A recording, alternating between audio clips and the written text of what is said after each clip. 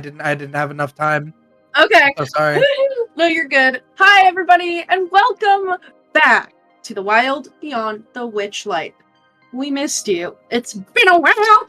I'm Victoria, your whimsical DM. Oh my god, I forget how I usually start this. And we're gonna play D&D!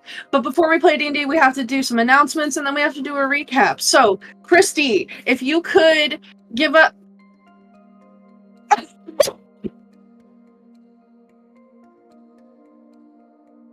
It worked! Well, that happened. Should I just roll the clip, Vic? Are you Yeah. good? I'm Just gonna roll the that clip. All right, here we go.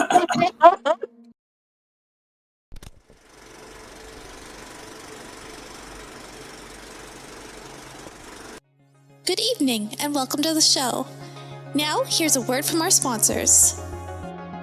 Little Dragon Core is a Canadian-based dice company that supplies all kinds of cool tabletop gear. I mean, look at all these pretty dicey boys. Head on over to littledragoncorp.com and enter the coupon code BONUS for 15% off your order. That's BONUS. Cardboard Castle Games is a brick-and-mortar game store local to Evans, Georgia. They have a wide selection of tabletop gaming and other cool games like Magic the Gathering, Pokemon cards, and even Yu-Gi-Oh! You can visit them in-store and let them know that we sent you, or you can go visit their website at cardboardcastlegames.com. Also, big thanks to Sirenscape for the amazing atmospheric sounds and music. You can add these sounds and more to your game when you download the Sirenscape desktop or mobile app. The app is free and comes with 20 sound sets that are included to get you started. You don't even need to register. Go to Sirenscape.com to find out more. Thanks as well to Adrian Von Ziegler for providing some additional music that we use here on Thursday nights. He's a talented composer with great content usage rights, so go check out his YouTube and Patreon and support him if you can. Please check out our other games. We stream almost every day here at Provo. We have games for several of the major published 5e modules, as well as homebrew games, and some of our games feature systems other than 5e, like Star Wars, Power Rangers, and Alien. Come watch all of our VODs over on our YouTube. You can also follow us on Twitter and Facebook. Don't forget, you can also support the channel by following, by subscribing, remembering to click the bell notification so you never miss another live stream, using channel emotes, and if you're an Amazon Prime user, you get a free subscription to Twitch every month.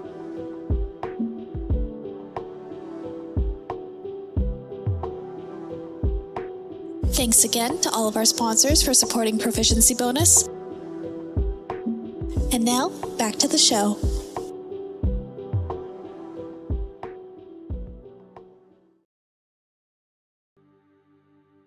We're back.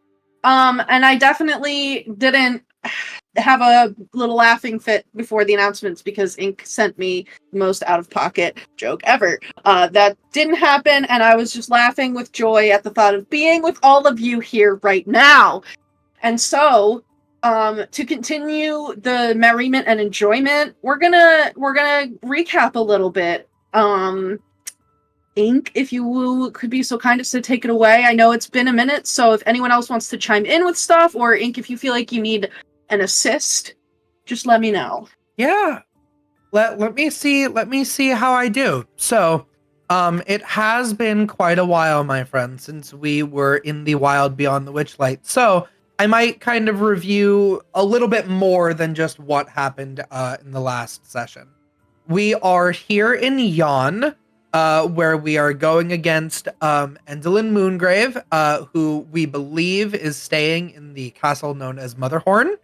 And what we have discovered in our time here, besides the fact that this environment is very, very dangerous with these sort of like coming and going storms and tornadoes and such, but that she has pitted two races of Yon sort of against each other to sort of keep them from uniting against her.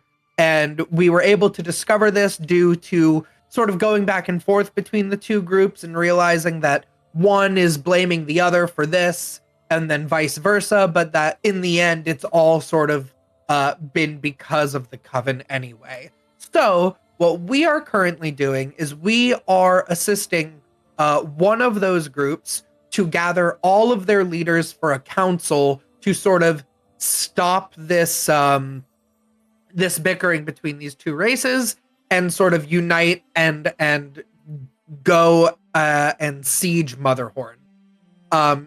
Which brings us to specifically last session, where we were investigating one of the problems of sort of one of the houses. They're all based off of different types of stone, who essentially were once again thinking that they were being sort of plagued, unable to sleep due to the meddling of this other group. But when the party went to investigate, instead found that this was being brought on by these sort of devious, impish creatures, which the party did combat with. And what these creatures do is they sort of heighten people's anger and sort of magically influence them to sort of boil your blood. They quite literally boil your blood and make you act more aggressively. So the party was able to capture some of them, kill others to be able to prove that they were the real culprits. And while investigating there, they found the dead body of, unfortunately, one of this group who seemingly had fallen down into this, basically fallen off of a cliff in his sleep. And while investigating around the body, the party also found some shards of carved wish stones, which they had learned earlier are sort of watched over by this other group, the Briganox, who sort of have all of these wish stones in their mind. Whenever someone makes a wish stone of that wish is created, and you can sort of use the wish to look in on or possibly have some sort of connection to the person who made it. But with that being said, the party has solved one of many problems with these various houses. We have gotten one leader to agree to go and sit for the council, and the party must continue their journey through Yon, hoping to help these other groups so that they have enough support for this vote so that we can go and siege the castle. Very dramatic. Yes. Well, thank you for that. Kristy and Ink, you may both have D6 Bardic inspirations for your contributions to the stream. So, as Ink said, the group of you is currently trying to resolve some of the clan issues, if you will, plaguing the various Korrid clans. You already have the allegiance of Queen Argentile, who is of Shale. Let me make sure that I'm not lying. Yes, Argantal of Shale, and Jagu of Chalk, who is sort of like her assistant. And then you guys just helped out the Flint clan, and their leader Budak, with their weird little infestation. And then you have marked on your map here a couple different things spots you could possibly go to. The different pink lettering marks potential locations that Queen Argantal gave. Queen Argantal. I don't know why I can't say that right now. Queen Argantal gave you of known locations where certain stone can be found in abundance, which means it's more likely to find the clan of that type of stone in that location. So you don't have 100% guarantees of where anything is, but those are the most likely spots. So you've already assisted the Flint clan, so I have marked their location with yellow text because you have already found them. You have left Gleam, the Selenelian twin. You have left her with Molliver, and then I think you may have also left Juniper as well, just because that's a lot of climbing for an owlbear to do. But you have your 3 guides with you. You have your friend Clapperclaw, budding adventurer. You have Squirt, the oil can, who is very easygoing, even after getting thrown at somebody else's head by, I think Ego threw it at Aurum's head. And you have Amador the Dandelion and his lady love, Pollinella the Humming Bumble, with you. So where would you like to go? There is these locations, as well as just any other there's all sorts of weird stuff on the map. So if you see a thing and you're like, I want to go look at this thing, you can do that. If you want to go to a clan, you can try to go do that. Just let me know. Well,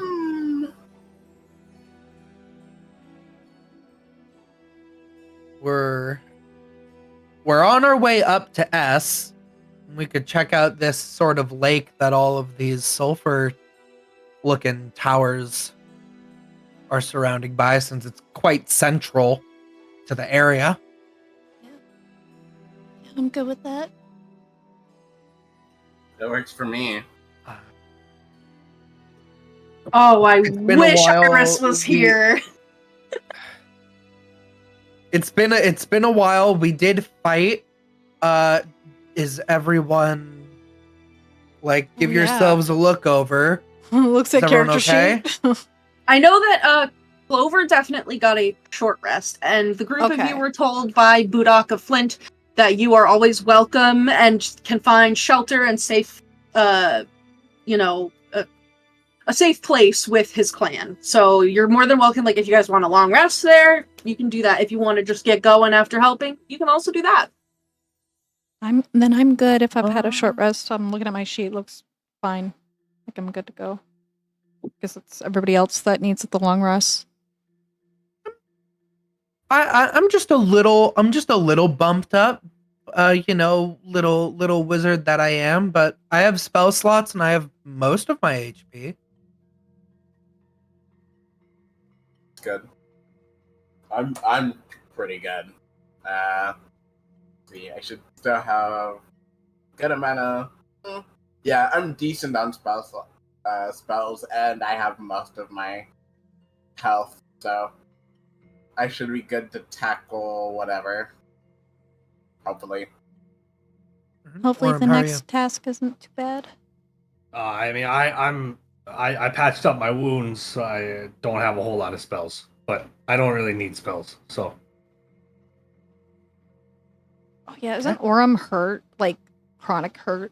Oh yeah, I have the Liver poison. thing? Yeah, okay, He's- okay. You do Liver. still have liver he's still got damage. tummy Wait, damage. did you roll Yeah. good today? Didn't you Yeah, roll I'm good? good. Okay. Yeah, so we'll get the most out of this day since he's good today. Yeah. So I think we can keep let's keep moving kinda north. Kind of to where Aurum's token already is, but to this sort of area. Okay. So See you what we would see? you want to approach the lake and these weird column things? Yeah, I feel like we seen one of them has a fire. Is that a fire on top of it, or do they occasionally shoot out fire like that? Oh. You'll have to get closer to find out. Fair enough. I just fly I'm over each eager of them to and learn. get fried. So Yes. Let me just look inside. lava Wile- just blasts her in the face. It's like Wile E. Coyote. It's just black with the outline on With the eyes. rock with the eyes blinking And then it just sprinkles into a pile of ash and the eyes fall on top of it. on top of you. Could someone really quick roll me a d8? What do you guys? I'll do it. Do it. I don't. Do know. it. I don't have my dice on me. What? 6. Here comes the tornado. A 6? Yeah. Okay, so as you guys are leaving the Flint clan and continuing down into this sort of valley, if you will, where this lake basin resides, what's everyone's? I think passive perception. Saoirse definitely notices it. I think Aurum notices it. Is anyone else's above a 14? Not me. Okay. So Aurum and for Saoirse, who is not able to be here tonight, the two of you, as you're walking, once again see a little bit of movement of something dark out of the corners of your eyes. And almost like clockwork at this point, these little goblin shadows are creeping behind you guys, with very exaggerated, tiptoeing Scooby-Doo villain movements, completely silent, just shadows on stone, and they're just like following and creeping behind you and making weird little creepy hand gestures, like clawing. They're not touching you, but they're following you. What is this guy's problem? Every time I think that they're not there anymore, someone points out that they are very obviously still there. I tried to guess- scare them away, I but get- they just stay. I suppose it is kind of hard to run away from your shadow.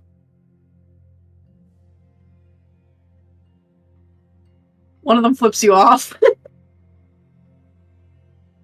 I reach into my bag of holding and go,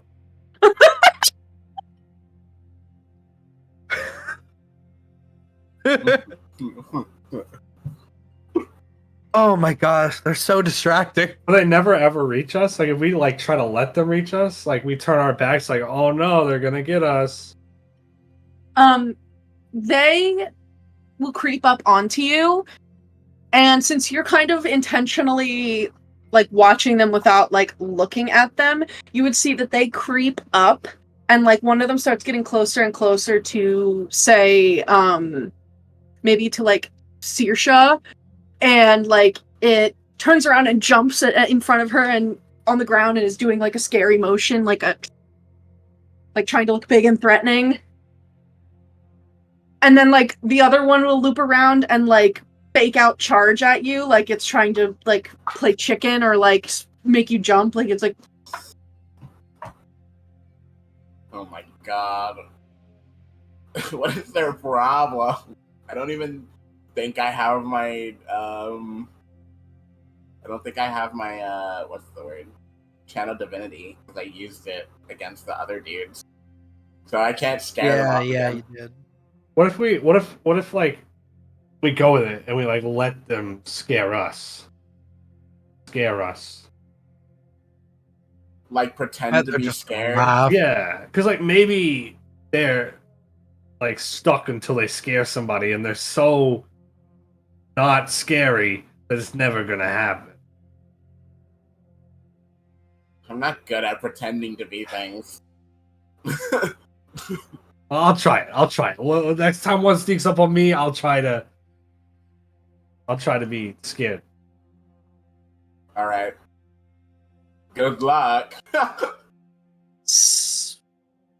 Okay, so you are going to pretend to act scared Yeah.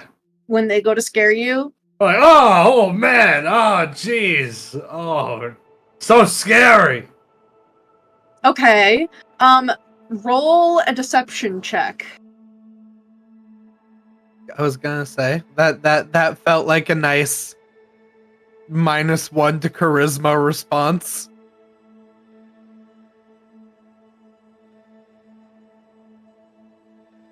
Damn, he's 13 rolling that. plus 4 or 17. 17. Yeah. Yeah, I mean, like, for those of you in the party seeing this, like, his reaction, he does look scared. Like, he's able to somehow control the, like, fluff reaction, and, like, all of his hair just stands on end, and he becomes this big golden fluff ball, just poofed out, and, like, his eyes, his pupils get really, really big, his ears go back, even his little tail, like, he tucks between his legs. He's actually, like, very good at this, and, the two goblin shadows, after, like, you do that and act scared, they both kind of look like they fall down and are, like... They're just laughing. Yeah, giggling and, like, laughing, and then, like, just jumping around you and, like, pointing and laughing at you. Well. Oh well. At least they're bothering me now, not bothering you guys, so... I mean, as long as they don't actually do anything to us. The main thing is that they keep distracting us from other possible threats, but you know, Aurum, good taking one for the team. Thanks.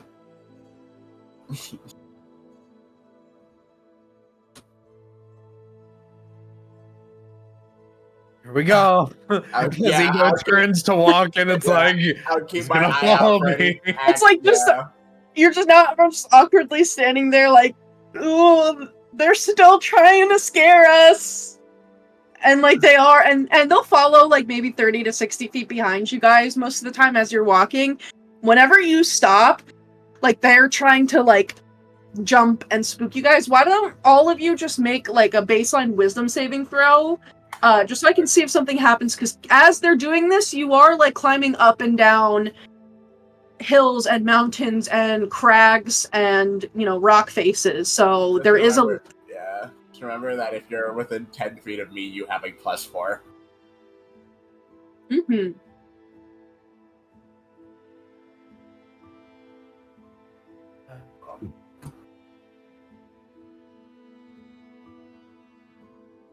Another +4. Damn. Okay, well that would be +9 for me then. Forgot that I was good at those. Kristy, if you're talking, I cannot hear you. My dice roller's not working. 26 for a natural 20. Natural 20 as well for Shit, 29. double net 20s. Yes, we love to see it.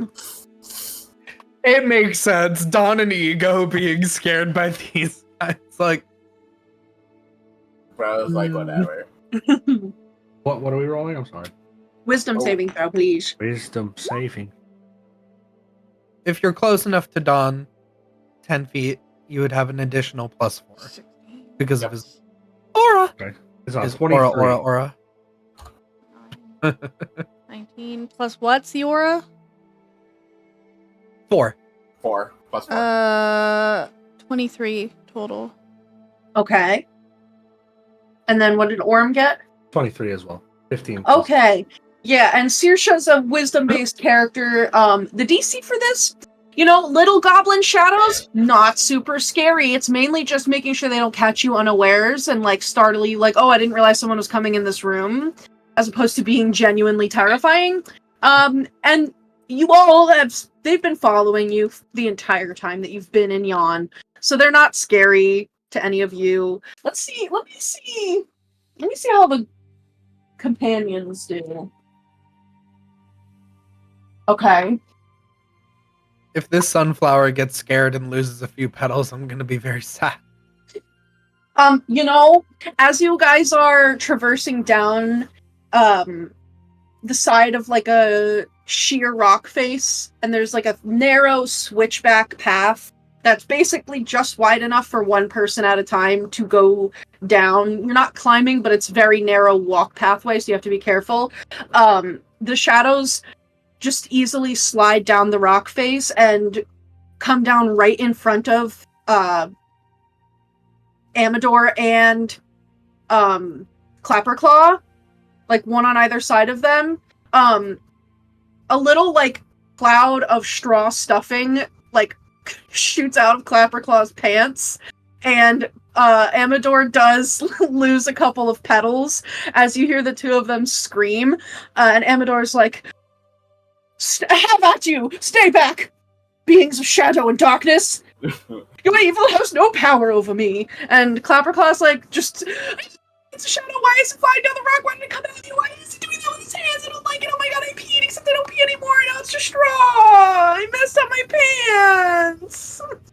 So the two of them are freaking out a little bit, but you guys are fine. Of course. Squirt is asleep in, I think, Ego's pocket or bag.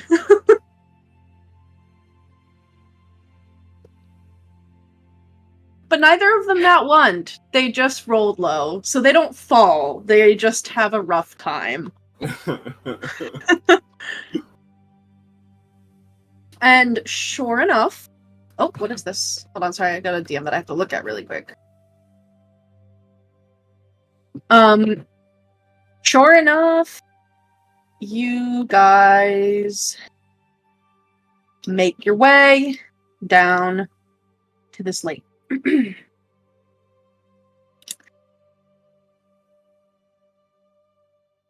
8 columns of rock reach skyward, forming a ring around this deep crater lake. Rough-hewn steps spiral up each of the columns, and you see that a rowboat is moored on the lake shore next to one of them. You can see that a torch-bearing figure trudges up the stairs on the column nearest to the rowboat. 8 winged beasts with antlers shout and howl with laughter as they circle and wheel around this column, like slowly, like in the air, following this figure as they spiral up to the top of the stairs. Just some like helpful information to give you about this. These columns, these 8 columns of rock, are approximately 200 feet tall each, give or take a little bit, and they are 150 feet apart. You guys are on the ground, so it's hard to see how they look from the top, unless somebody's going up to check. But you can see that there is this figure, like, they kind of like vanish for a little while on the far side of the column, and then come back up near the top. And eventually they reach the top and vanish for a little bit. I didn't expect them to be climbable. There was a man up there. And as you look up... go ahead. Sorry, was he using the flying creatures to get up? Is that what was happening? No, there's a person holding some sort of a torchbearer, and the torchbearer, there are stairs that spiral up each of the columns. The torchbearer is walking up the stairs, and there are these 8 creatures that are...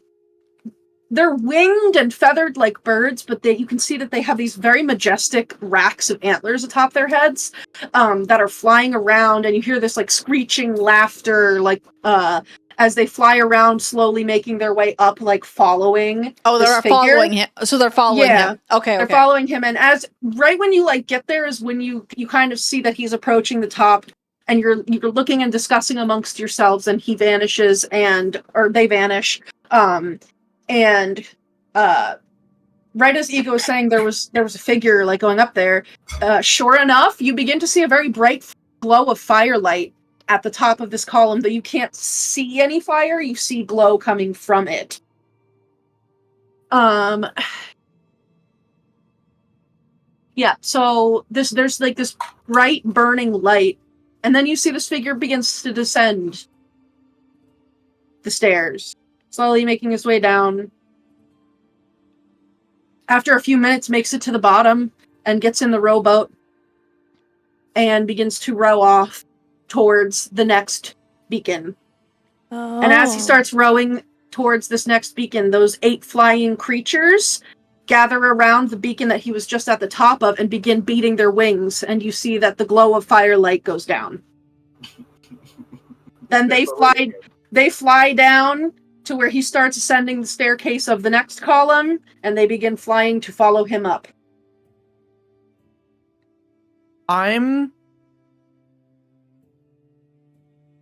What if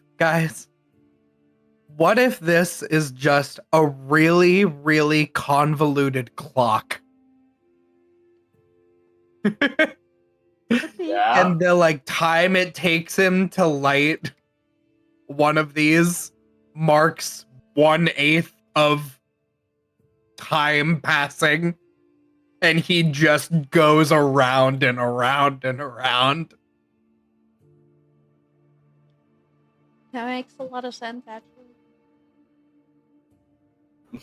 But if that's the case, then they have something that they have to keep track of time for, because they specifically don't like to keep track of time here.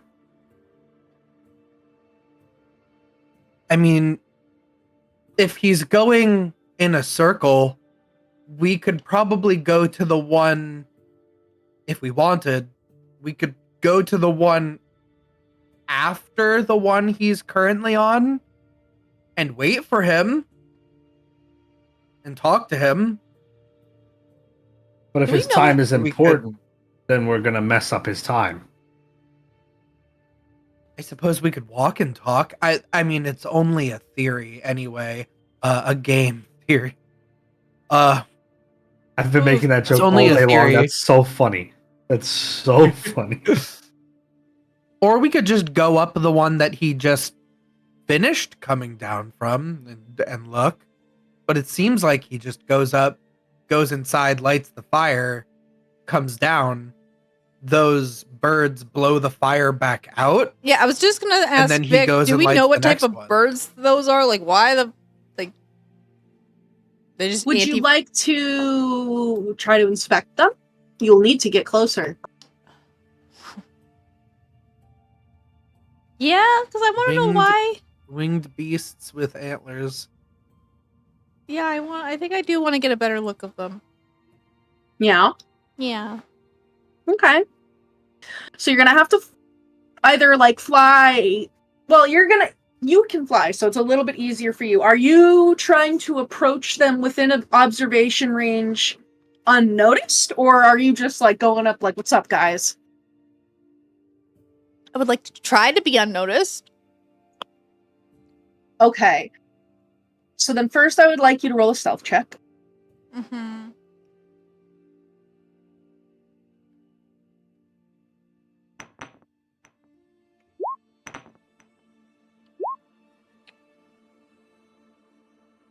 Oh, is it a It should be the 17. I don't know why. Yeah, the I was about to. second one- This other one is like displaying weird. Like, Yeah, I don't know what that was. No. D&D Beyond's being weird right now. Sorry. no, you're good. Yeah, 17. So let me just check.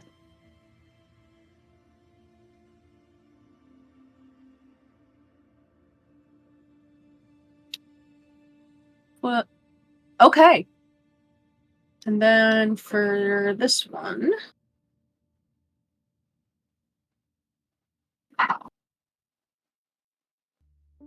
Okay. It seems like as you're flying up, whatever situation is happening here, all parties are enough invested into it that they do not notice your approach. So you're able Nice. to fly up quietly, your little fairy wings taking you up and over there.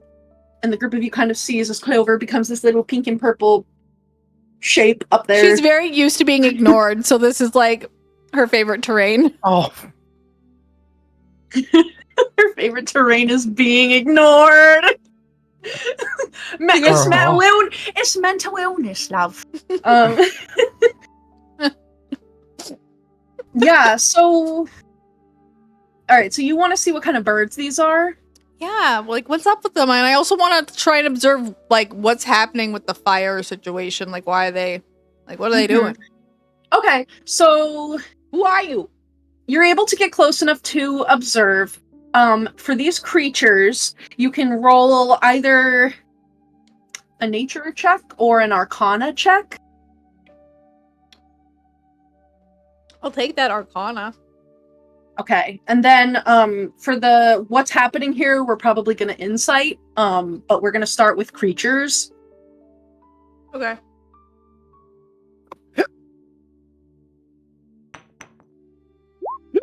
Ooh. Do I want to do it here or do I want to do it on the other one? No, I'll hold it. Would you like to roll an insight check right now to just see which one you want to, if you're going to use something, which one? I will let you do that if you want. Okay. Because then maybe you do want to use it on the arcana. Like if the other one's I better. want to use the Arcana. Oh no, not the nat one insight. Okay. You know what though? Because Clover's the one looking at this, Clover would actually probably have advantage for something that okay. Do one more insight. That one would be at advantage. Because there's some things going on here that You have a Clover lot of faith in me, honey. This is Clover. I have bad luck. Okay. Would you like to use? Do we have any chat rewards you want to use? or I have a anything? D6 from the intro, so you'll use that on one of them.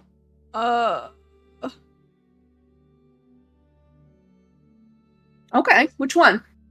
To identify what these creatures are, or to figure out what is happening here? Maybe what is happening here, and then I can intuit what these creatures' purpose are. Okay. So then the insight will get a D6 bardic inspo to add on. Motherfuck. So I think it's you get close enough to observe what's going on. God, how do I even so technically okay. So you get It's one Clover, on the honey, you know. I know. I'm trying to figure out how I would explain this. You have never seen a creature like this before. You are able to get a good look at it because you're able to get close with that stealth check. So you have a description of it if you would like to bring it to your companions, but you have never seen anything like this, and it definitely gives you pause. And I think that there's just seeing something strange and new and potentially a danger for the first time, there's a little animal instinct in you that just goes on alert and maybe makes it a little bit harder for you to kind of understand what's going on in the situation, because you are looking at quite large bird creatures, but they're definitely not birds. Although they do have an avian body with very, very sharp, cruel-looking taloned feet and these big, broad wings with very colorful feathers in shades of reds and blue and cream and gray and black.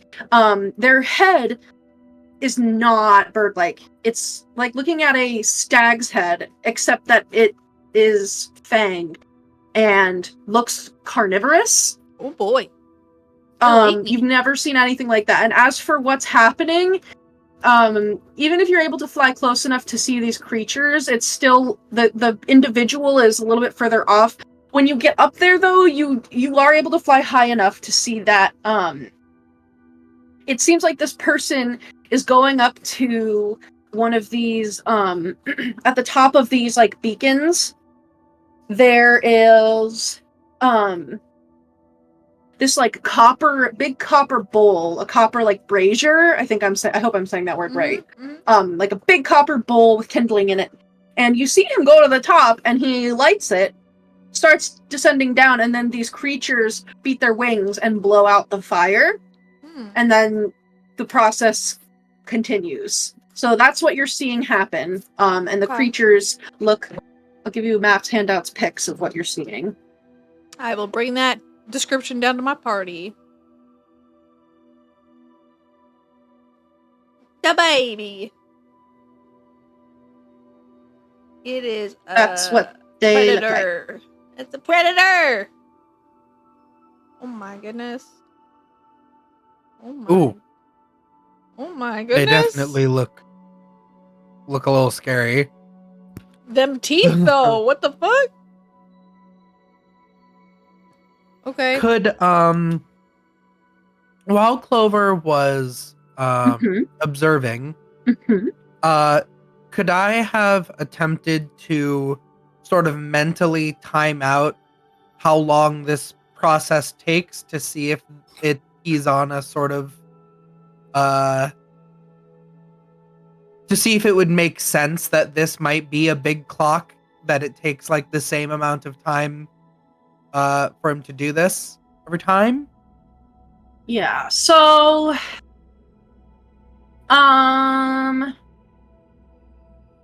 let me check. I think this is going to be an investigation check, because you're perceiving what's going on, but you're also trying to then do the extrapolative math of how would this apply to all of these columns, and do the steps mean anything. So I think this one's going to be investigation. All right. Because you need to use your brain. Before I roll it, Yes. and feel silly for not asking beforehand, does anyone have in their inventories or trinkets an hourglass? Because that would make it a lot easier if it was something that actually somebody actually might have. That sounds like something somebody has. That I feel like, hang on, though? let me check. I have a little bag of sand that I've had this whole time, but not an hourglass. Let me look at Saoirse's sheet. Saoirse doesn't have any of her stuff because of the tornado, so it doesn't matter what's on her sheet. I have I have a glass wine bottle that reassembles itself after 1 minute, so you could time 1 minute with the bottle. Oh, You could smash the bottle and And then count a minute. I could just count how many times. Yeah, how many You times know you can what? smash a bottle? Do that, because that's reliable. yeah, we'll do that. Will that give me anything helpful on the check? Sure. You can roll with advantage. Sure, why not, right?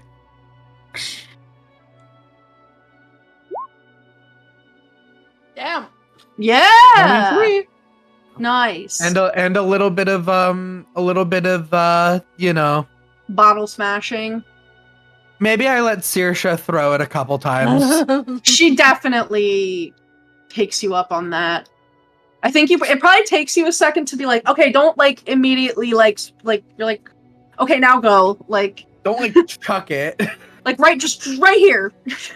But you figure it out. Spike it.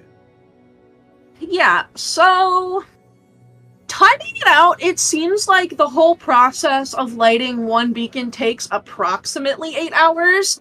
But if you stand here, are you gonna let him just keep going through it, or are you watching like how long do you wanna? Because you're here for an hour, basically. Okay, let me think about what I want to say. If you want to because watch I him, definitely don't want to let him go all the way around. yeah, if you watch the process of him like going over to a beacon, ascending, lighting, descending, getting in his boat, heading towards the next one, approximately an hour of you doing that. Would you like to watch for longer? I think not. Okay. But that does mean anyone who didn't short rest who wanted one, I guess we sat there for an hour. I think I already took my short rest. Yeah, I took one with Clover as well. Oh. I mean,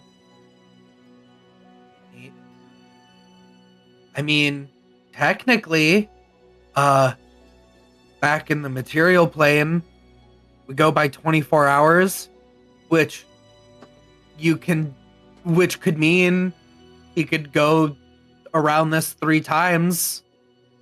That does evenly break up into a day. A material plane day, I mean. True. He's really just doing it, though. He sure is. Clover, you One must share imagine the Sisyphus happy. Clover, you share the description of the creatures with your companions, Oh right? yeah. Oh yeah. Okay, so then for any of you who would like to make either a nature or arcana check, you may. Aurum, you would have advantage on this check. Really? Yes, you would. I keep I was gonna rolling say, I along think my other Ego's. dice. How do you? Since Ego was trying to keep time, I won't. Yeah, make that. Ego's probably not focused on that. I'll try. I'm not very good at this stuff. Okay. Decent. 10. 10. Okay. Let me see something. So, Aurum, you know what these are mostly because you know that you need to avoid them. And, Dawn, you also definitely know what these are. These are peritons. So, Aurum, basically, like, what you would know is that these are known to be, like, these sort of evil, beasts. They're, okay, where you live, a lion is not necessarily evil. A lion hunts to survive. Peritons hunt because they like to kill. It's like setting your house cat outside, and it just kills because it can, and that's what it does. But peritons enjoy it. They also don't hunt animals. They only really want to hunt on humanoids. They will like feed on creatures if they need to, but they should have a strong preference for humanoid flesh, specifically that of anything like elven or human. So any of like members of your tribe who are of elven, half elven, or human descent, because it's a mix, it's a melting pot of a bunch of different races. Like anytime there are periton sightings, like they basically have to like hide and be sheltered, because if they are like out, these creatures have been known they will just dive and pick somebody up. Like there was probably one time in your village where somebody let their child run around without realizing that there were peritons in the area, and the child was abducted and eaten. So you guys avoid them because they're just not worth the trouble. It's easier to just go away from where they're roosting because they're very territorial.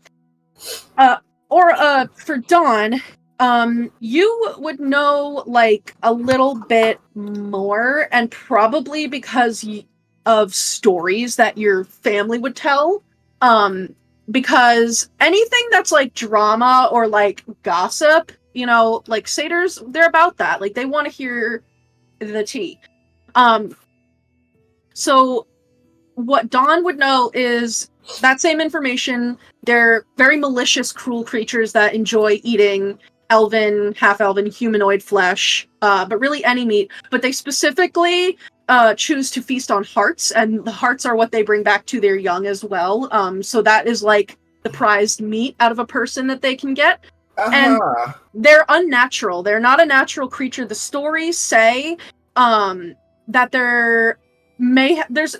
there's like a science side and the myth side, and you guys are much more familiar with like the myth side, your family, because the story that the bards tell is that there was this man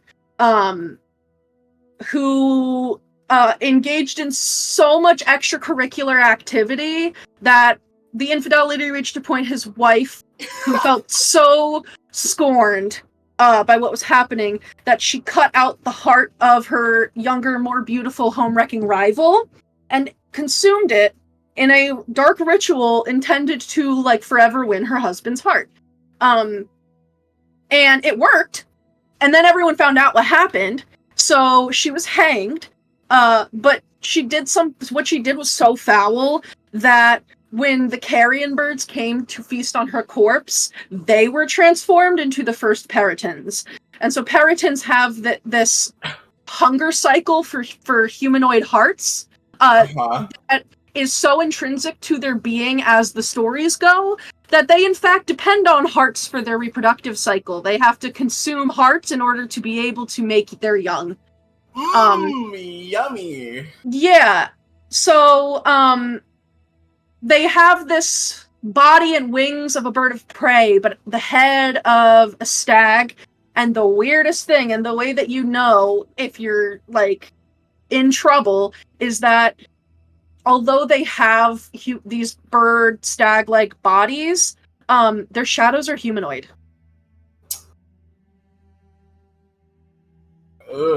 Yeah. And that's kind of like how people know that these are like dark, malicious creatures that were made from this like death magic, basically. Yeah, he like scrunches up his nose and he says, "Those things are no good." Yeah, I didn't like the feeling I got when I got too close. Yeah, those are cheater birds. They're scary. They we should just leave them alone. They're probably bothering that guy for no other reason than they can.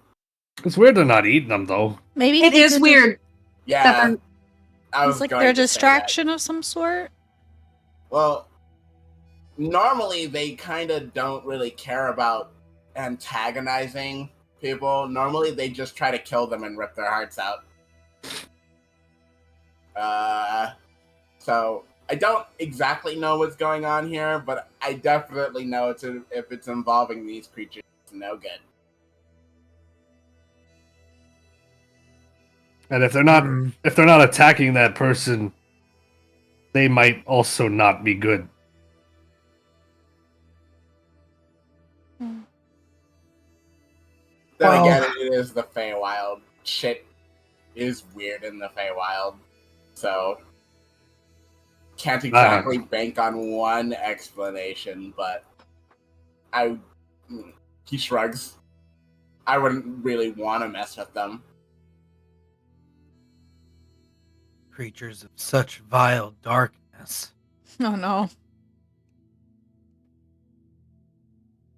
In one way, I can only respect it, but in the others, most of the others, I understand that they would be wanting to eat my heart as well. Wouldn't taste good, though. Yeah, they're Cheeto braids. Guess we look for the other leaders.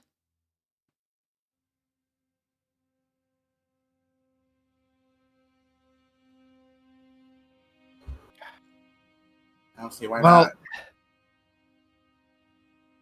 yeah.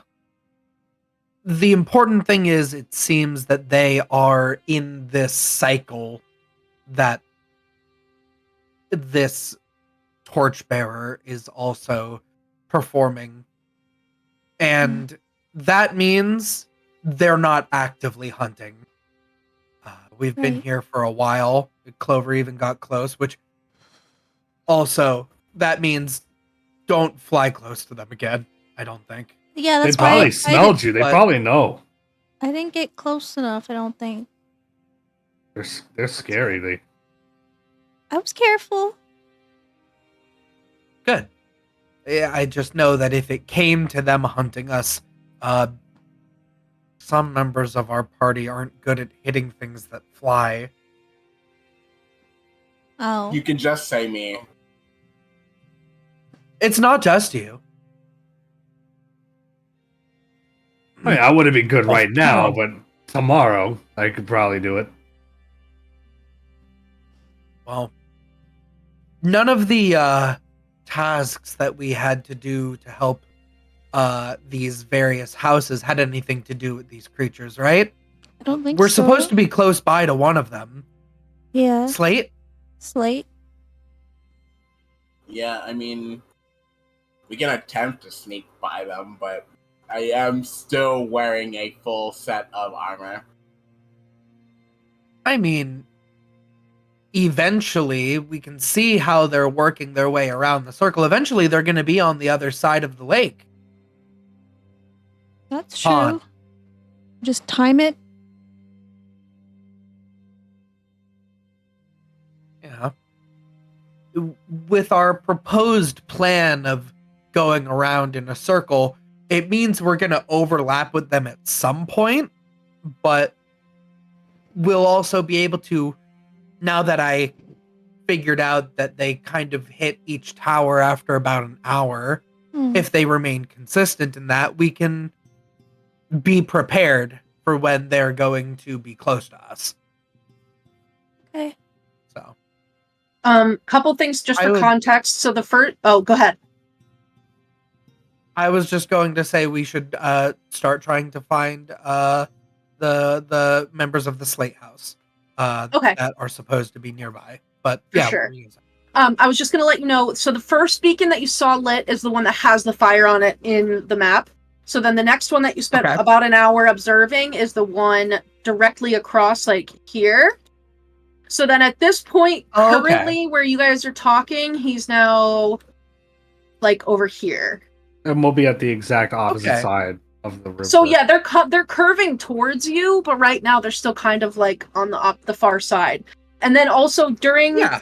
So because you guys are spending like over an hour here observing and just like doing the time counting for the rest of the party, not so much ego, but for let's see, Clover technically already did checks, but for Aurum and for Dawn, if you guys would like to try to ascertain the situation that's happening here with an insight check, you may. You can also just take a short rest and not do anything if you would like. I'd like to see if I can tell what's going on. Go for it. I don't think I know. Hard to say. I don't think I know either. 10. No idea. You know, Aurum, since you've been traveling like with this party, you've heard Clover use this word a lot that like at first you didn't really have context for, but now you're starting to understand because you're like, why is she talking about bulls all the time? But she's not talking about bulls, she's talking about being bully, except that anytime she says someone's bullying, it's like somebody's being mean or attacking or making fun, and you're like, this kind of seems like bullying.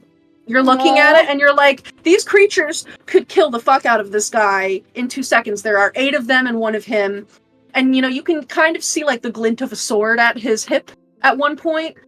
Like, but that's it. He's not wearing a big set of armor. Like, they could end him. They have more than enough power to do so, and they are choosing not to.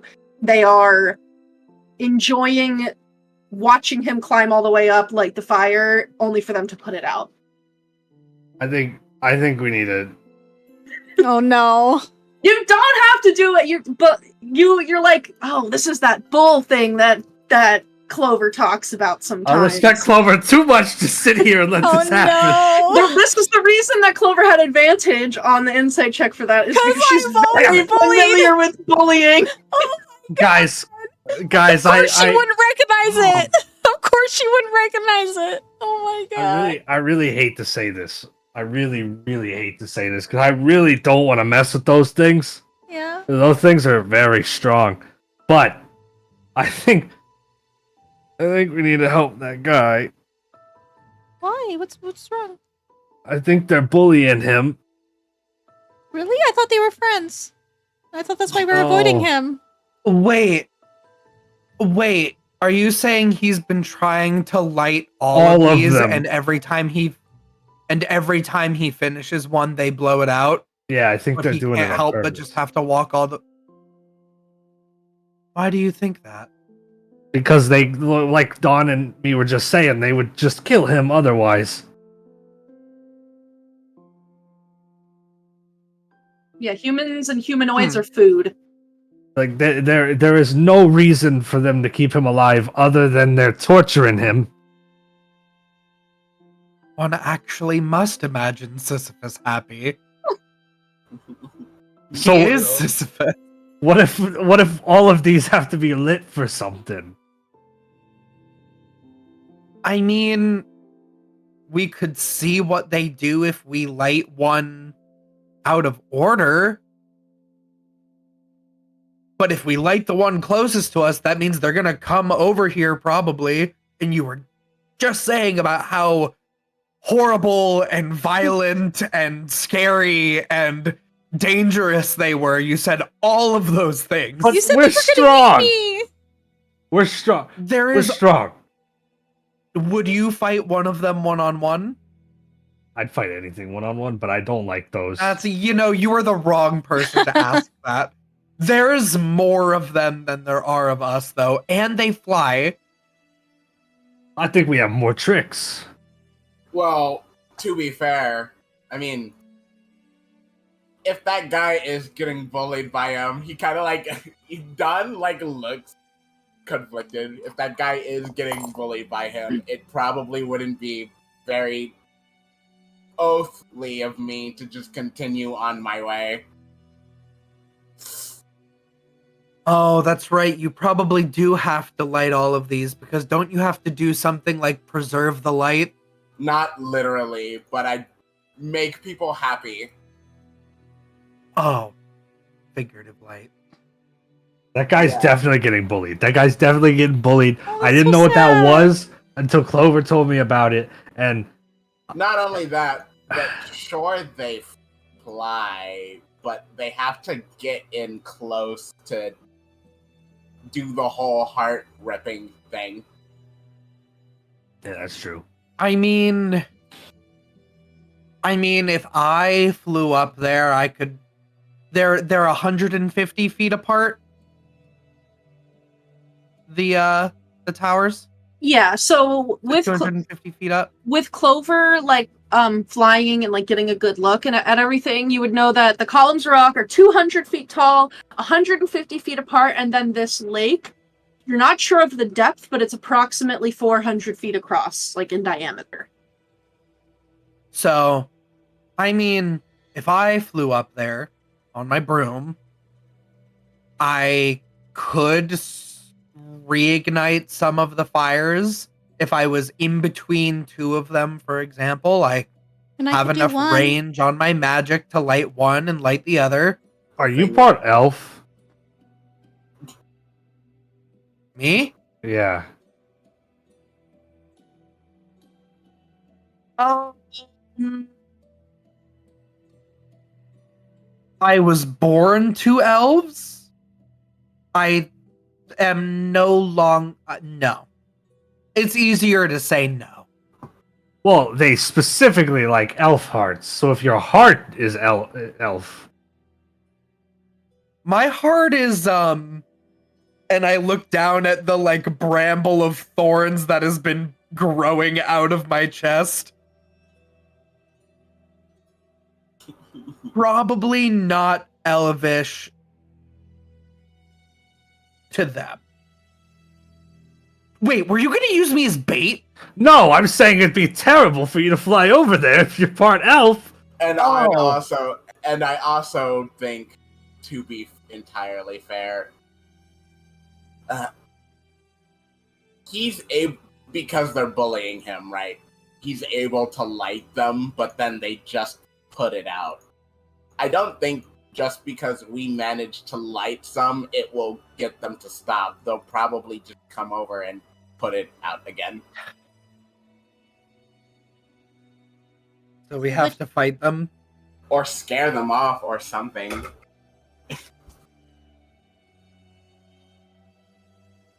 Otherwise, he's just I mean, going we to be fought doing them. this We all fought day. them, but it's nasty. I didn't fight them.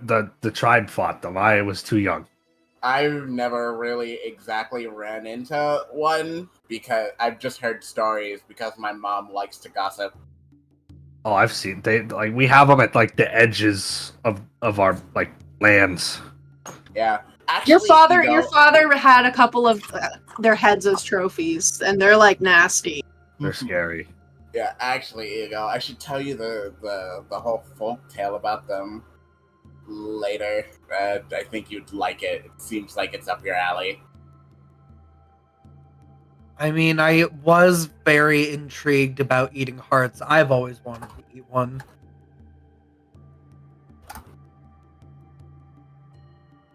Maybe that was an inside thought that should have stayed an inside thought. Okay, well, here's the thing. We're not going to be able to do anything to them from down here, so we would need to go up to one of those. If we fight them, that could be dangerous because those are very, very tall. What if we ambush them at the bottom? I guess they do follow him, yeah. We could. Yeah, we could. We could. Oh, I would like to get the jump on someone else for a change. We just post up at the bottom that of one would of be those, nice. and when they come down the stairs, get them. We just come around the corner like, we're sorry, sir. Are these birds bothering you?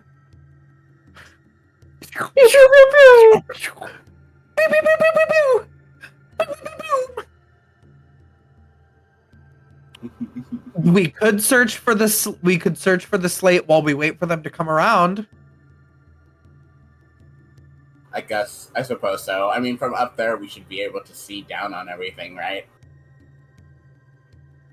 We could go up.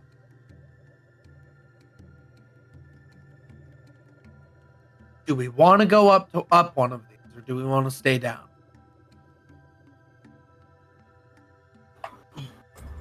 I mean, the faster we deal with them, the better, in my opinion. Yeah, I think if we just go to the one that he's coming down right now, we could probably meet them at the bottom. I feel like if we climb one, it puts us in a lot of danger. I don't really have a way to break a fall, and that's a pretty far fall. That is true. I really, really, really have been needing to get that spell that helps when people fall. I lived in a one-story house, though. It never seemed super relevant. I don't like climbing trees. Not good at it. It's not that hard. We can go... Well, it's hard for me, okay? All you gotta do is jump on the branch. Okay, well... Look at your thighs. And actually, don't look at my thighs. I'm in a dress. Let's Let's go wait at the bottom of the one that he's up right now. Okay. Then I like Aurum's plan. Okay. Keep in mind, these things don't fight fair, and they want your heart. So, But they have talons, and if they want to rip out your heart, they need to come with the talons. No, none of you would know that about them because none of you rolled high enough. Okay, so you're gonna go to the tower that he is currently ascending, wait for him to come down, and then you're just gonna like we'll see what happens, I think we're guess. asking him if he's consenting to this bullying. Like, is it? Like, are you being are you can... the victim of cyberbullying right now? Yeah, we don't need to immediately. Let's yeah. Talk. Get an up close look at what's Are they bothering you, Queen? Are you trying to wait for him and not be noticed? I am. I don't like the feeling of them. So yes, I'd like to hide, please. Maybe some of us hide? how far are the birds away from each other? It varies. I mean, like, sometimes, like, they'll be, like, together, kind of, like, you hear them, like, laugh squawking almost now that you're kind of, like, a little bit closer to where they are. So sometimes they'll be together. When he lights one of these fires, all 8 of them will get together and, like, blow out the fire. But, like, sometimes some of them will, like, fly out a little bit more or, like, get closer. So it kind of varies. I'll hide as well. But, I mean, like, they're flying and they do have to maintain a little bit of a distance from the tower most of the time in order to just, like, stay aloft. So they're usually at least 60 feet away from the guy. Like, 30 to 60 feet. Probably closer to 30 when they're blowing out the fire. They're getting within 30 feet of it. But for the most part, between 30 to 60 feet away from the column. So, Clover is going to hide. Aurum's gonna hide?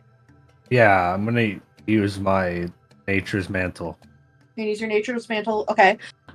For Dawn and for Ego, are you guys hiding? I'll try. I'll definitely try to hide. An attempt will be made. Yeah, sure. Yeah, I don't want to be the only one that's not hiding. Okay. Then everybody who wizard? wants to be hidden, make a stealth check, please.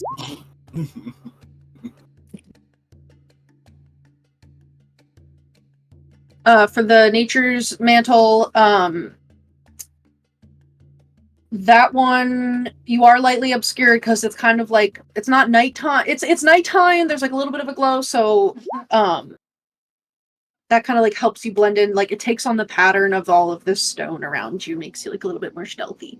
I also have advantage in stealth checks with Boots of Elvenkind. Nice. I forgot I had those on too, but I only rolled a 13. Okay. 13 is going to be a choice. And then we've got a 9 from Clover, also a choice. A 19 from Ego. And then for stealth, is that a 5? Yeah. Okay, let me sneeze. My goodness. Okay. All right. So really, you're surrounded by rocks. It's a tall column beacon of rocks, and everything around is made of rocks.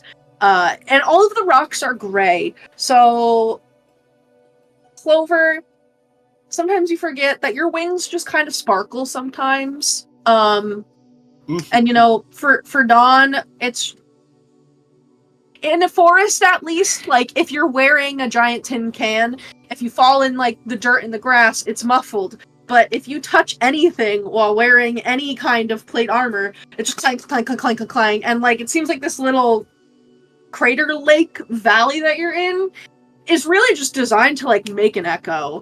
Because every little movement that you make is magnified in sound.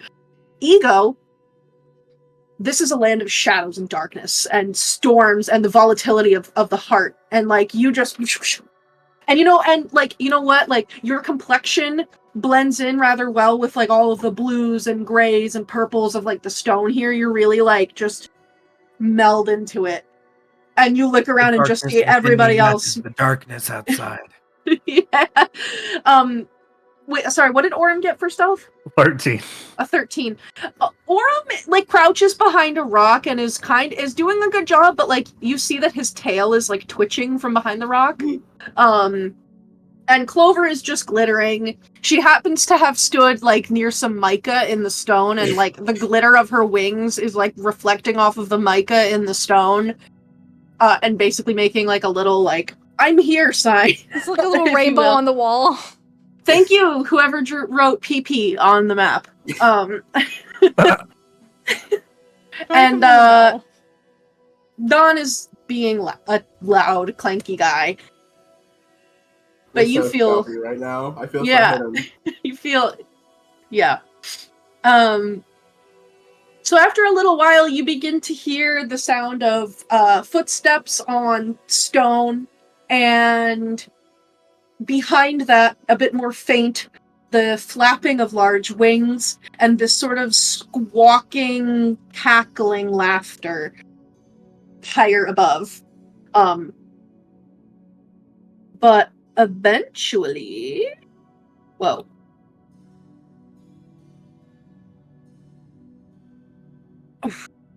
God.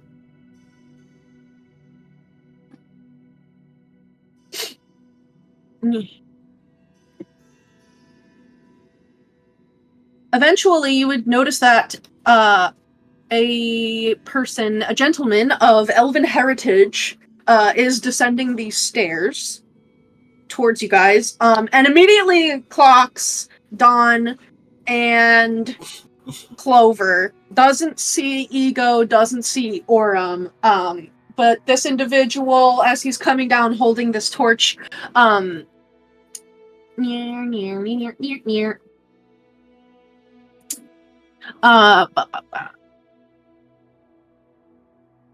you can see that he is wearing this very, very fine,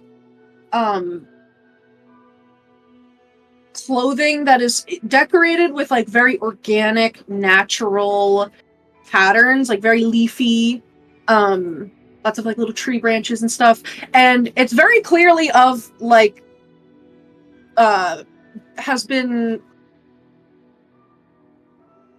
Hold on, what am I trying to say right now? Very finely made, clearly of, like, excellent craftsmanship, this man's clothing. He does have, like, a small little sword by his side, but otherwise appears unarmed and unarmored. He has this sort of, like, nutty brown complexion and long, light brown hair, characteristic, like, pointed elven ears, and he is holding this torch as he descends down. His, like, kind of golden brown eyes land upon the two louder of the party members, and says, "Oh, I'm so sorry. I didn't realize there was anyone else here. Do you need any help with anything?" I think that's our line. Are you okay? Do you need help? And I just kind of, like, shift my eyes to look. Oh. Well, they're not attacking me, if that's what you're wondering. But... Are they bullying you? Well, what do you mean, bullying me? Like, being mean to you? We've sort of been watching them harry you for the past, 2 hours? 2 hours, yeah. Right. Well...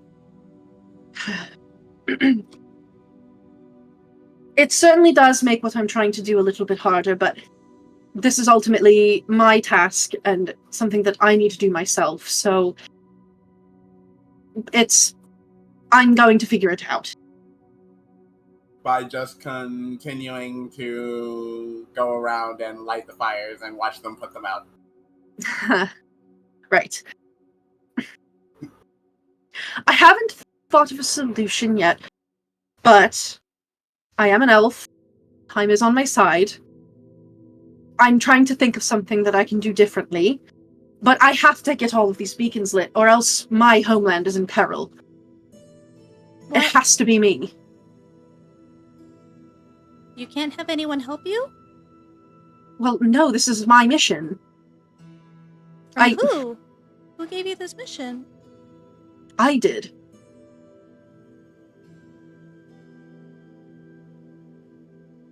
how is lighting fires on braziers gonna help your homeland? I know it seems like a ridiculous task, and I understand that it may look pointless to you, but for me, this is the way back home. And not only that, this is the way back home where I live and the green dragon threatening my people dies. What's the name of the green dragon? Well, I'm not sure of what the green dragon's name is, but I come from a beautiful forest. It's the Misty Forest, actually. It's a wonderful place, but unfortunately, my kingdom has been plagued by a rather cruel and cunning dragon. And in most futures, from what I have been told, in order for me to kill her, she also kills me. But there's one future that Miss Endelin saw where that doesn't happen, and I kill her, and I get to live and lead my people. And this is how I get there. I've already been here a year, and she finally let me go, and this is how she told me I return home. And it's my mission, it's my home, so if I don't light the beacons and it's not coming from me, then what does it matter? So it's Are magical. you from the Feywild? God damn it. No. I may not be from the same place as you. People can come to the Feywild from lots of worlds, and there are, if you didn't know, there are more worlds than just your own. I'm from a place called the Misty Forest. It's in a world called Toril. Bro really said, places other than America exist. Thank you. America's not the Actually- center of the universe. I was just asking because we've killed a green dragon already, so, you know. We did do that. How large was she? Not very. And she was Well- in the Misty Forest. You've been to Toril. No. It was like a big There- tree stump. No. We haven't been to Toril, and we killed a baby green dragon, not a full-grown one. Don't let him... That wasn't a baby, that was at least a horse. Yeah, a baby. You know they can grow to be bigger than buildings, right? Really? That's pretty big. Yes, I would certainly love for this particular green dragon that I find my fate entwined with to be the size of a horse. She would be much more manageable. Unfortunately, this one, think if you took 3 or 4 horses and stacked them on top of each other. She's quite large. Seems kind of manageable, to be honest. 4 horses aren't... On top of each other. Clydesdales. I don't really know what that means, but it's just horses. It can't If be she that. unleashes a cone of her breath, it can decimate families. A small squadron of soldiers. She's quite deadly. And you plan on taking her out by yourself, but you can't handle the birds. I'm not fighting the birds. And why aren't you? And also, just so you know, for your own safety, these are not birds. They're peritons. They're actually not even really peritons. They're just people that are upset. So, I have no reason to kill them or fight them. My goal is to get home, so that's what I'm trying to do. Well, what if we helped you? upset them? Did I upset them? Yeah. Don't think so. They're not. They're these. Alright. So, unfortunately, as I said, used to be people. There was this mummers troupe when I was in Endelin's theatre called the Greyhawk Mummers. I've never been there. But Endelin invited them to perform their pantomiming show. She very much enjoys the theatre. I actually attended several of their performances, but they were very popular, and Endelin didn't really like that because her star performers can get unruly. So she locked them up. And then when they tried to beg to be set free, she honored their request by releasing them into the wild as Peritons. So they can't speak, they're just being theatrical. Surely they'll tire of it at some point. I hope. But they've been doing this for a year. Oh, no. I've been here for... Well, it's hard to say how long. I was in servitude to Endlin for what I was told was a year of my life. It's a bit hard to tell how long it was, but she let me go, so I would assume that means that my year of servitude is done. Oh, you're still serving right now, pal. Hate to tell you, but Call it what you will, but I am determined. I am not going to give up. I think that these mummers will grow bored and tired of their silly little theatrics and their antics, and eventually leave me alone. Sometimes the best way to beat a stubborn person is to be even more stubborn, and that's what I'm trying right now to see what happens. you know what? A really good point. Why don't you just keep going? Go light the next torch. Can I? And Sorry, go ahead. oh, I was just gonna say, and we'll just go about our own business. As you will. It was a pleasure meeting all of you. I didn't catch what I should call any of you. You can call me Alagarthus. As I said, I'm a prince of the elves of the Misty Forest in Toril. If you ever find yourselves in Toril, please, hopefully I'm there by then and you can visit me again, and perhaps I'll be in a better situation to speak with you. Dawn, you know where the Misty Forest is. Oh, I do. You sure do. It's actually not super far from Waterdeep. Oh my god. Yeah, I was like, we are from Toril. Yeah, it's a few days south of Waterdeep. You have to go through Daggerford. But I remember yeah. on the map. yeah. Could I, while he was like explaining to Aurum things, could I have like drifted off to one of the birds? Like upon hearing this information, can I go to one of the bird humans allegedly? PM? Yeah, like when he stops to talk to all of you, the Peritons basically all like a couple of them will like perch on stone steps like above and kind of like look down at him. A couple of them will keep flying around, but you can definitely float on up if you want to. What would you like to do? I would like to use Awaken Mind. And Okay, what does this do? I am going to speak telepathically to any creature that within 30 feet if it understands at least one language. So I'm hoping, because they're allegedly humanoids, that they will understand me. Uh-huh. And she's just testing a theory. Okay. So she wants to... What does your awakened mind feature? Like, what do we see anything? Because I know previously, last time when you did detect thoughts, there was like sort of a black hole event horizon that went out and like created a sonar effect, like for a sonar you. wave. Yeah, like it's So similar to that, but it like yeah. I think instead of from her wings, which is what the other one was, I think this actually comes from like the chakra, third eye, and it's much like seeing the Milky Way like condensed into like a marble at the center of her forehead as she kind of like pings the other creature.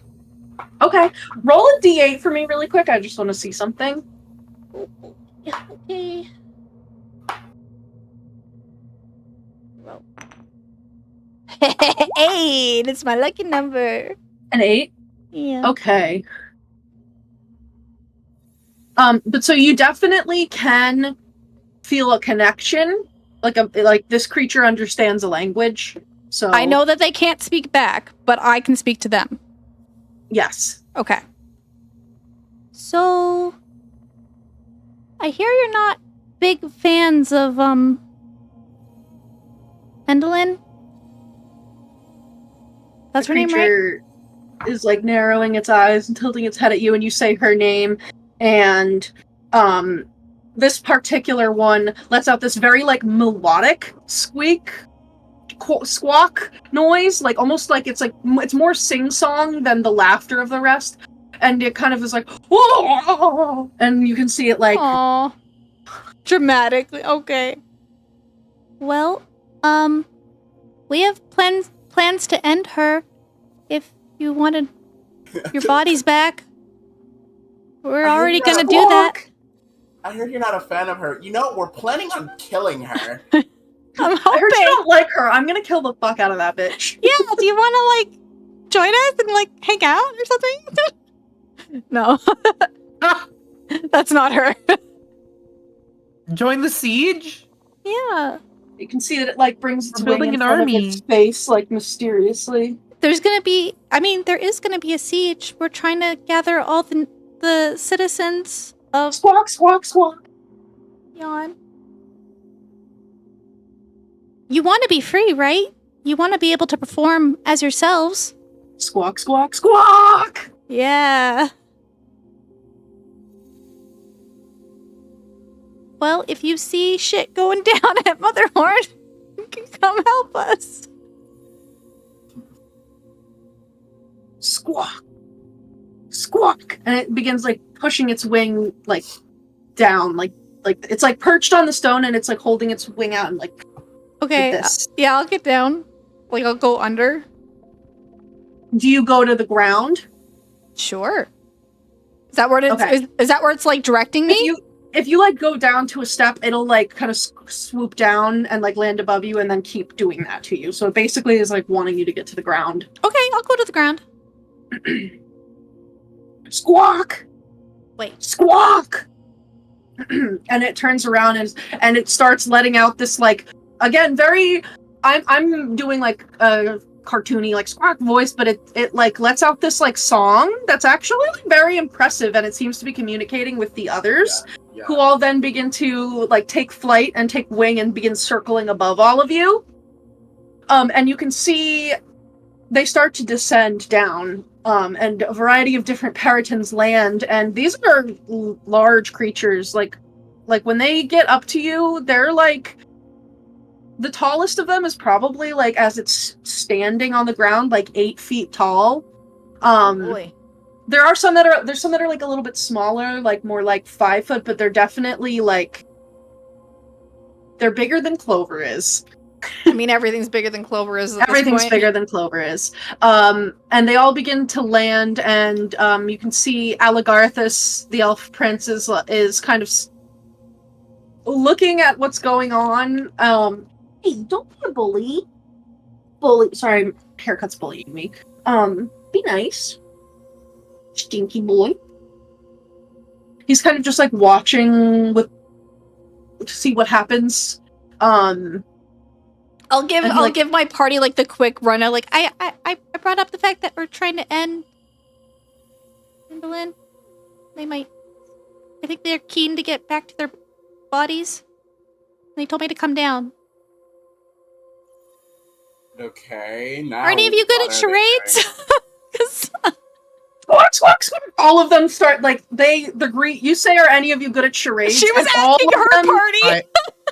they hear you say that, Yeah. they start running over to you. Okay. Oh my god, they love charades. Yeah. And you can see that there's a particularly big. Oh, go ahead. Sorry. No. Ego was like gonna be like, I could maybe like cast detect thoughts or something, but they get so excited about the charades that Ego's like, okay. Charades. Fuck yeah, charades. A particularly like sturdy and large one with these like shimmering copper feathers on like around its like crest will stomp up to the group of you as you like say charades, and he like comes down and eyes you like very carefully and is looking at the group of you and like holds his wing out and points to the rest of the peritons.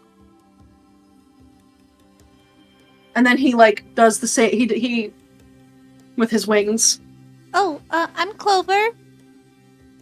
Squawk.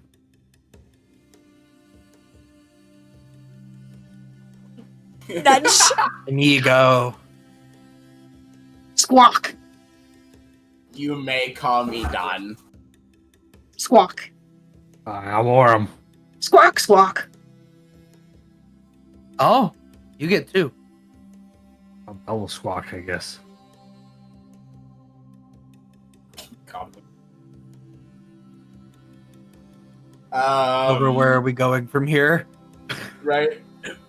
I wasn't really expecting you to forest princess it up, but now we're here and I don't know what we're doing next. Well, I was hoping maybe they'd be interested when we do finally go to, what's it called? Motherhorn. Motherhorn? Squawk. When they see that everyone's uniting, everyone of Yon is uniting against her. Squawk. Wait. And he like turns Okay. and like all of the other Paratons do a huddle. And they're all okay, just they're conferring. Okay. Is it wrong to ask them for help? They want you their could bodies ask back. them to like go to the henge, and then we could just like give them a note that says like, "Hey, these guys are a part of the." Oh, that's a good Part of the fight or idea. Yeah. If we're getting an army to go infiltrate. Because that's where we're having like all the other people meet. So That's true. And we can do detect thoughts, but maybe we hold off until the whole group's together? We could. I added from our travels. I did add a comprehend languages spell, to my mother's book, so that is also something that we could use. do I think speak with Well, animals would work with I these could only people? do it to myself. Ooh. hard to say. Yeah, that's toughy. Well, because Aurum only had like a little bit of information about them. It's very, you'd have to like try it to find out. It works on Juniper, and Juniper isn't necessarily like I mean, owlbears, in my opinion, they exist in nature, but they certainly like exist in the more arcane side, like the more magical side of nature. And you're able to talk to her. These were people, but now they're in this monstrous beast body, so maybe. I'll You don't try know. it. I will cast the spell. Okay.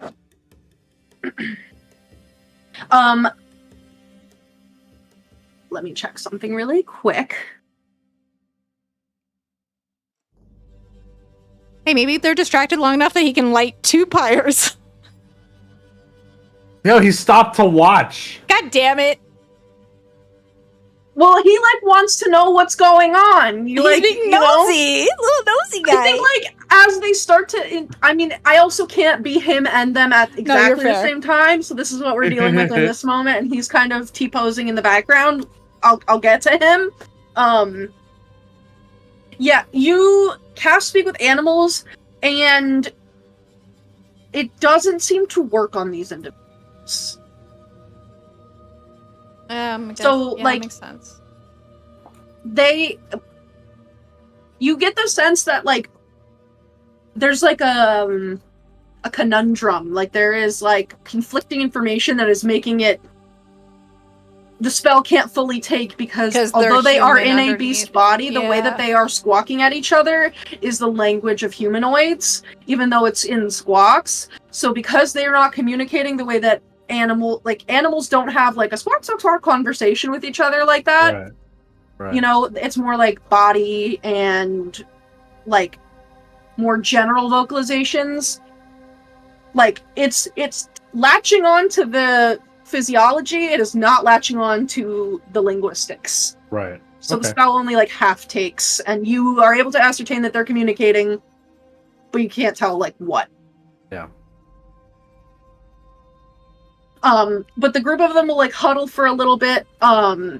During this time, Alagarthus will say to the group of you, they're very dramatic. Are you... I don't want to assume anything about you. I can tell that at least your well-armored companion here is likely familiar with combat, but are the group of you capable of defending yourselves should you evoke the ire of the mummers? Yeah. Do you require defense? Hopefully not. I don't I think think- so, no. They might just be bullying you because they're frustrated that they're being bullied by the hag. You know, I never thought of it that way. That's a good point. So if we get rid of the hag, hopefully they'll go back to being the mummers. Hurt people, hurt people. Hurt people, hurt people. Clover's life in a nutshell. He lied. She believed. She lied. Oh my god! Oh, bro. Yo! This is why Clover kills. God damn it! I'm sorry. It's Oh, been no. so long. It's since I been a made minute. good Clover It's been a murder. minute since we've had a Clover kill comment. We're good. Oh boy. Yeah, but he will say to you, well, I would not see harm visited upon the group of you, but if you feel that you are capable, if you don't mind, this is the first opportunity I've had since... You know, I got 7 of them lit before they showed up. I was Wow. ascending the 8th and final beacon, and when I looked up from lighting the coals, what do you know? All of the other flames were extinguished. I bet you Evelyn was to blame for that too. Oh no, it was from the Peritons, No, but she probably sent them to Coming. do that. perhaps. But I would very much like to get home. The Misty Forest. I miss its beautiful boughs, so, just you can fly. Perhaps if you wish to speak again, just... I'm going to continue what I was doing, Of but you can course. get to me, yes? Yeah, of course. Thank you for maybe distracting them. Can you keep them busy for 8 hours? Well, I was hoping to invite them over to the Stonehenge place because that's where we're amassing an army to like infiltrate the hag. Wait, hold on. Oh, Hold on a second. What if we got one of these guys to help him real quick? I cannot. You must understand, friend. I know. The logical mind knows that the easiest way to do this would be to have 8 people light 8 beacons. No. But- I'm just saying, give you a lift so you don't have to climb the stairs. You light it all. Oh. I appreciate the gesture, but this is the task that was given to me when Endolin released me. I was told... Hold on, where did it... I was told that the way to get home was a path that, according to her, is visible only in the light of the 8 beacons. And so... I would wish to do this task myself. If the effort has not come entirely and wholly from me and me alone, then how am I expected to return to my people and slay a dragon that wishes to see their homes destroyed and their lives ended? If a beast which wishes to visit such great harm upon the forest and my people, I must be ready to face that challenge. And if I cannot even light 8 beacons on my own, I am unworthy of slaying her and taking up the mantle of king that awaits me. Wait, you're trying to be a king? I am. My father recently passed, and, well, it was unfortunate that just before my coronation, the dragon attacked. And so, I am still a prince of the elves of the Misty Forest, but one day I will be king, and that is the destiny that awaits me. My people need a strong leader. I cannot show weakness. I think we're on a really similar path, and I just feel like it's necessary to tell you that everything I've learned since I came here, the biggest thing was that a castle's not built by one man. I'm surprised you know what a castle is. I elbow him. Yeah. Perhaps not. And it is by the armies of men, elves, and many societies that wars are won and lost. It is by the people of a society that things are built, and people are also the hand by which things crumble. But at the end of the day, do I want the stories to tell of a king who needed to throw his people at a threat? Or do I want the bards to sing a tale of a king who stood in the face of great evil and did not back down, and was willing to fight and die for the weak, small?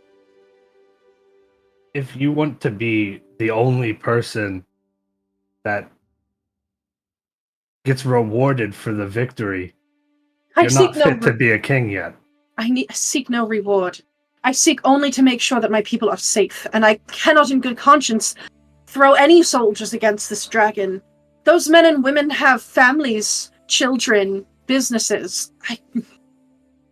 I cannot conscript them for that. We have already lost so many. If you asked people to fight for their homes, they would fight for their homes. It's not your decision to make for any of them. But they have no king. They have no king, and they will not allow me to be crowned if I cannot be strong. Kings don't matter. The people do. The kings don't matter. Perhaps where you're from, that may be the case, but for my people, whoever is crowned king is the leader. Sorry to say, friend, I think you're a little bit weaker than you think you are. With each passing moment that I spend here, I become more and more acutely aware of that, but I'm not going to give up. I may be weak and I may be small and I may be one person, but I'm not going to stop.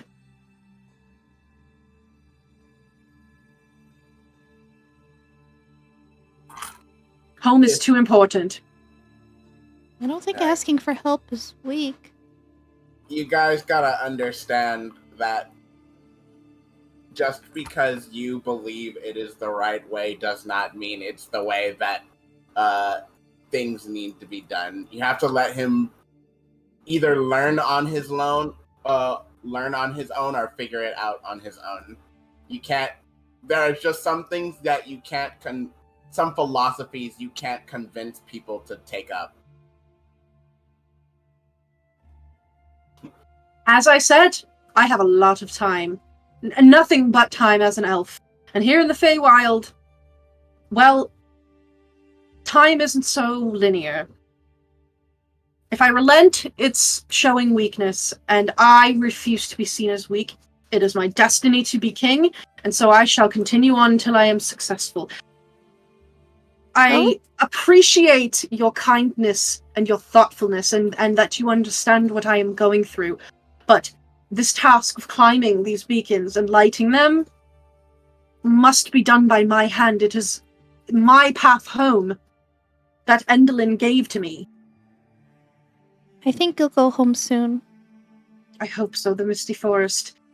There's no other place that can compare to its beauty and serenity, not even in the Feywild. Well, if we break their curse, no one's going to bother you and bully you. So you can just do it quickly.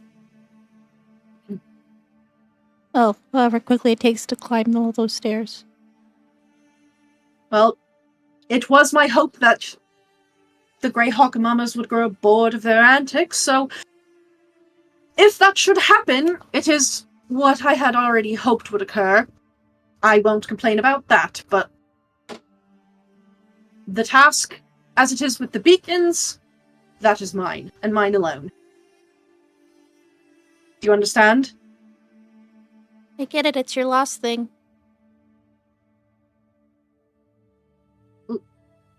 Oh, home's not lost. No. What do you mean lost? I mean, the hags steal things from their victims. I guess that's true. She stole She your did way take home. a life. She took a year of my life. She took a year of your life. And she took your way home. I have many of those left.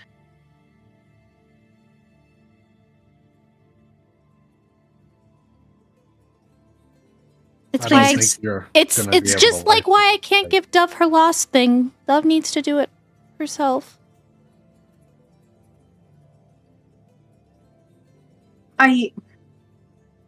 It seems as though the group of you has a rather important mission of your own. It is, if I understand correctly, you wish to take Endelyn down, and that's just one small thing. If that is considered a small thing in your mission, then I commend you for your strength. You are far braver and far wiser than I could ever be, but I would not keep you from that.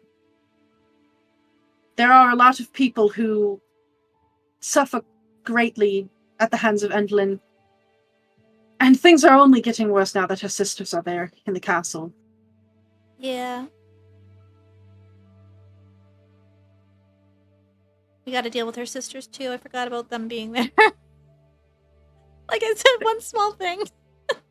As I said, if you should ever find yourselves in the Misty Forest, please, you are welcome. And he'll actually like take like a piece, like a little like family crest like brooch, kind of like it's shaped like a little like leaf, but it's like surrounded by like a braiding pattern. And he will take that and like hand it to probably not Aurum. He'll hand it to Dawn. No, he'll hand it to Clover. Clan of the Leaf Clan. And he'll give you that. This is the royal crest. If you present this to any scouts or elves of the Misty Forest, you will be met with peace and a grand welcome. But I must see to it that this dragon is slain.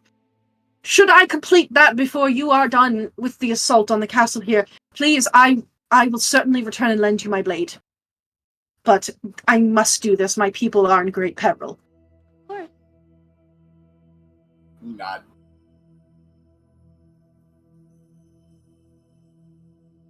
Okay. If you're able to distract them for the time that I need, it would be sincerely appreciated.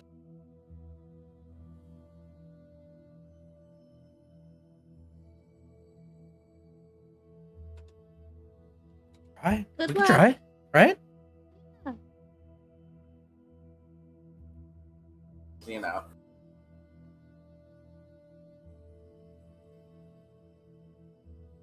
Aurum's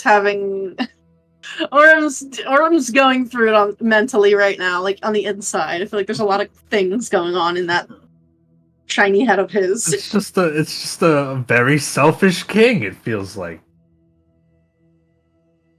I don't Yeah. think. I don't know if it's selfish. I think it's just narrow-minded. Yeah, because he's doing it for his people. He's just also, sometimes you get something and you're like, the only one who can do this is me. And I'm sure Endelyn probably manipulated him into believing that. He can't see the bigger picture right now. Maybe. Just makes me see a bigger picture of my own. Alright. So he will continue, he'll get in his little boat, and he's gonna head to the next beacon. The group of Peritons confers for a little while, and then the particularly large one will turn back to the group of you and like comes up and is looking at you all, like sizing you up, looking you up and down. Squawk! I'll sit.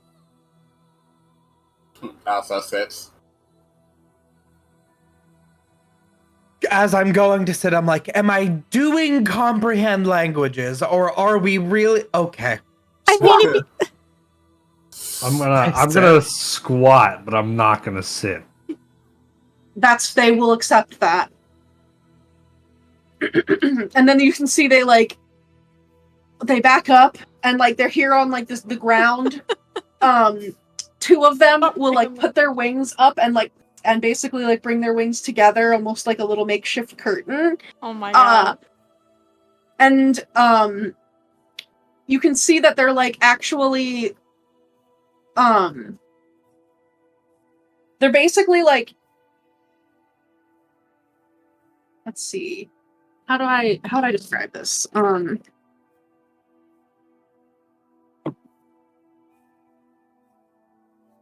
Okay. So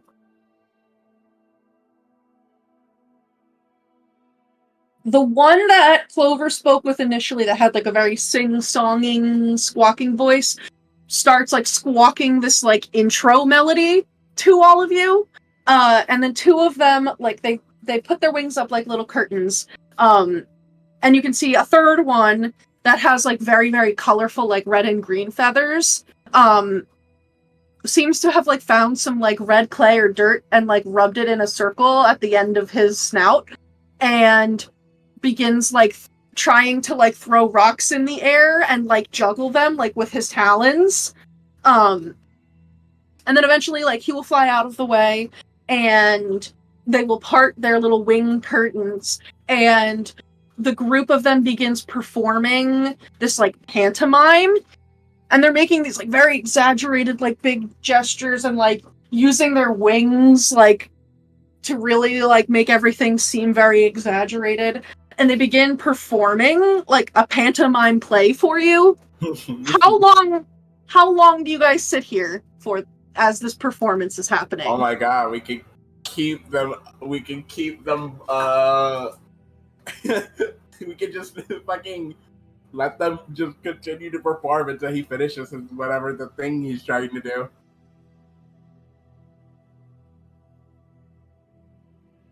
Yeah, I guess I'm gonna like I watch him like go to start doing his stuff, and he goes like, I really thought that we were gonna go look for like more of the, we're gonna look for the slate people, but and I'm just gonna start drawing them, I suppose.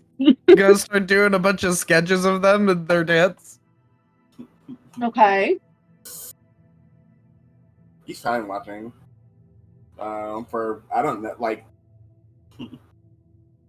Could I try to figure out like if there's a moral to their story? Yeah, sure. Roll an insight check. art. Yeah. Well, she's like wondering if this is like art. their idea of like she's still thinking that this is about Endolin. So she's trying to like figure out what they're trying to convey. They're like, know. in the beginning, Yeah. when the world was new.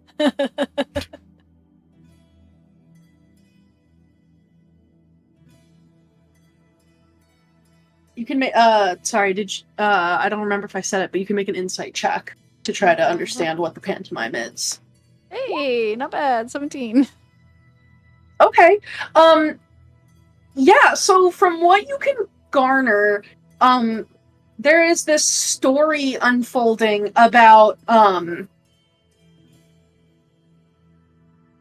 without costumes and without proper like set dressing and with the only musical accompaniment to this pantomime, which would be a silent play regardless. The only music that goes with it is this one singular perotin that's melodically squawking. There is going to be like a level of simplicity to this, but you are able to like interpret fairly well. It seems like they are telling a story of a group of people or like a kingdom, and it seems like they had a leader and the leader left, and then the leader meets another individual, but the leader's people don't like that individual, and so they're being chased, and the leader and this individual are like in love and they're on the run. Like you can kind of like get that, and then eventually The drama. yeah. Eventually like the two lovers are basically faced with like being apart or death, and they choose death. No. And so it ends with this very dramatic, like, like one of them is like, oh, and another like pretends to have its heart ripped out, and it's like this very dramatic, like overdone, like sad, tragic tale.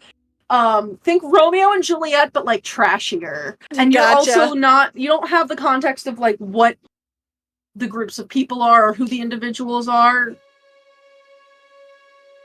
Like, is this a political commentary or is this just a trashy, sad love story?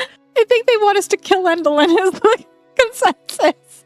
But I was And about then- to say, like, Don is watching and he's like, I don't even think this has anything to do with Enduin. I think they're just performing. Oh, that was really good. 15 minutes of performance goes by.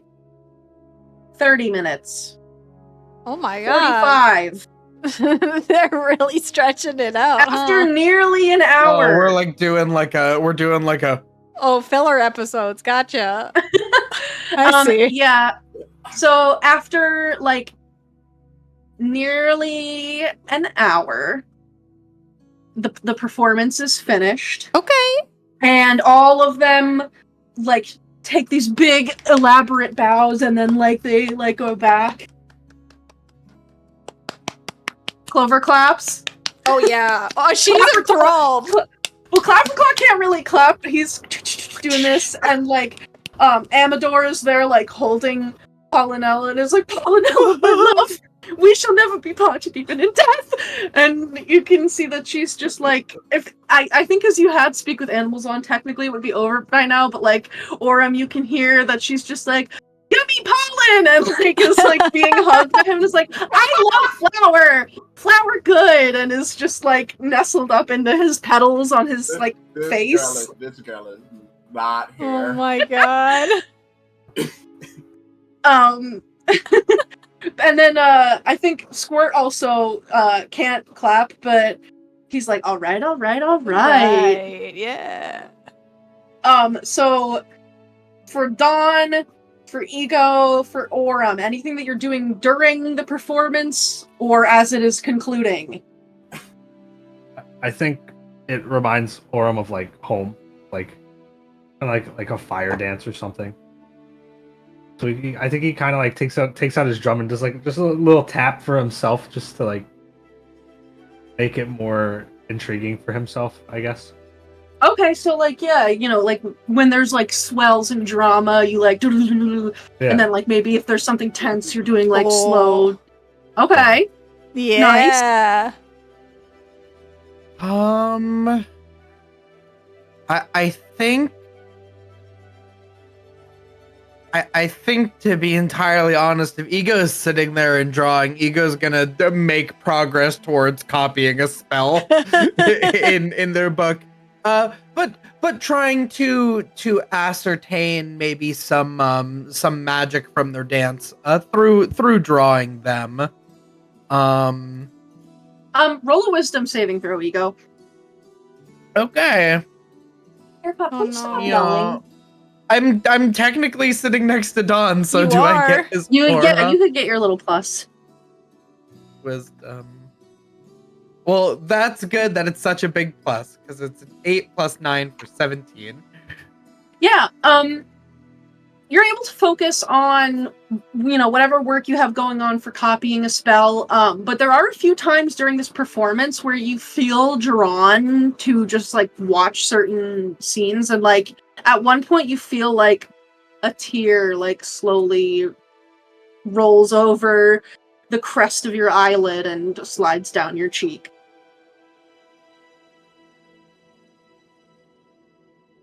And it's I not think necessarily Ego doesn't your, notice it yeah. until it like drips on the drips on the book, Mhm.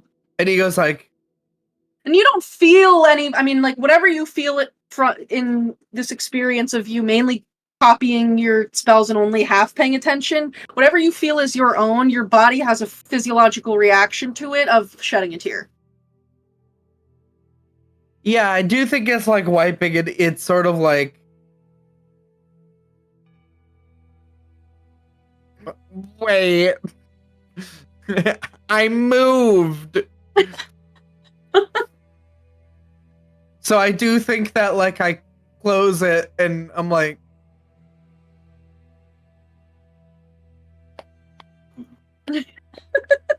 Or like, I feel like Ego also Those gives little like snaps. poetry snaps. Like that's ooh, very poetry Ego. snaps are good.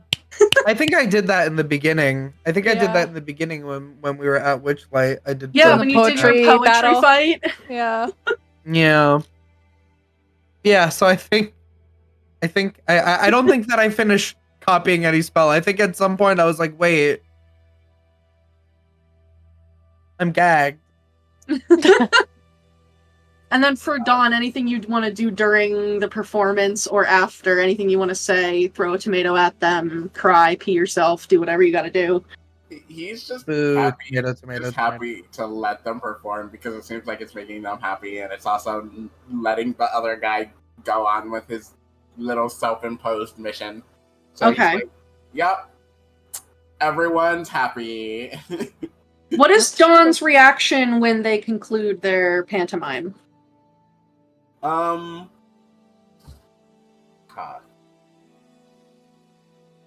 I think he does clap. I think it's just like because he has performer siblings. Oh, Too many. You have a lot, yeah. It's just like in a. He's like, yeah. An instinct that you don't even think, like it's a habit. Yeah. the type of I'm clapping and showing you I support, even if I wasn't really listening. Aw.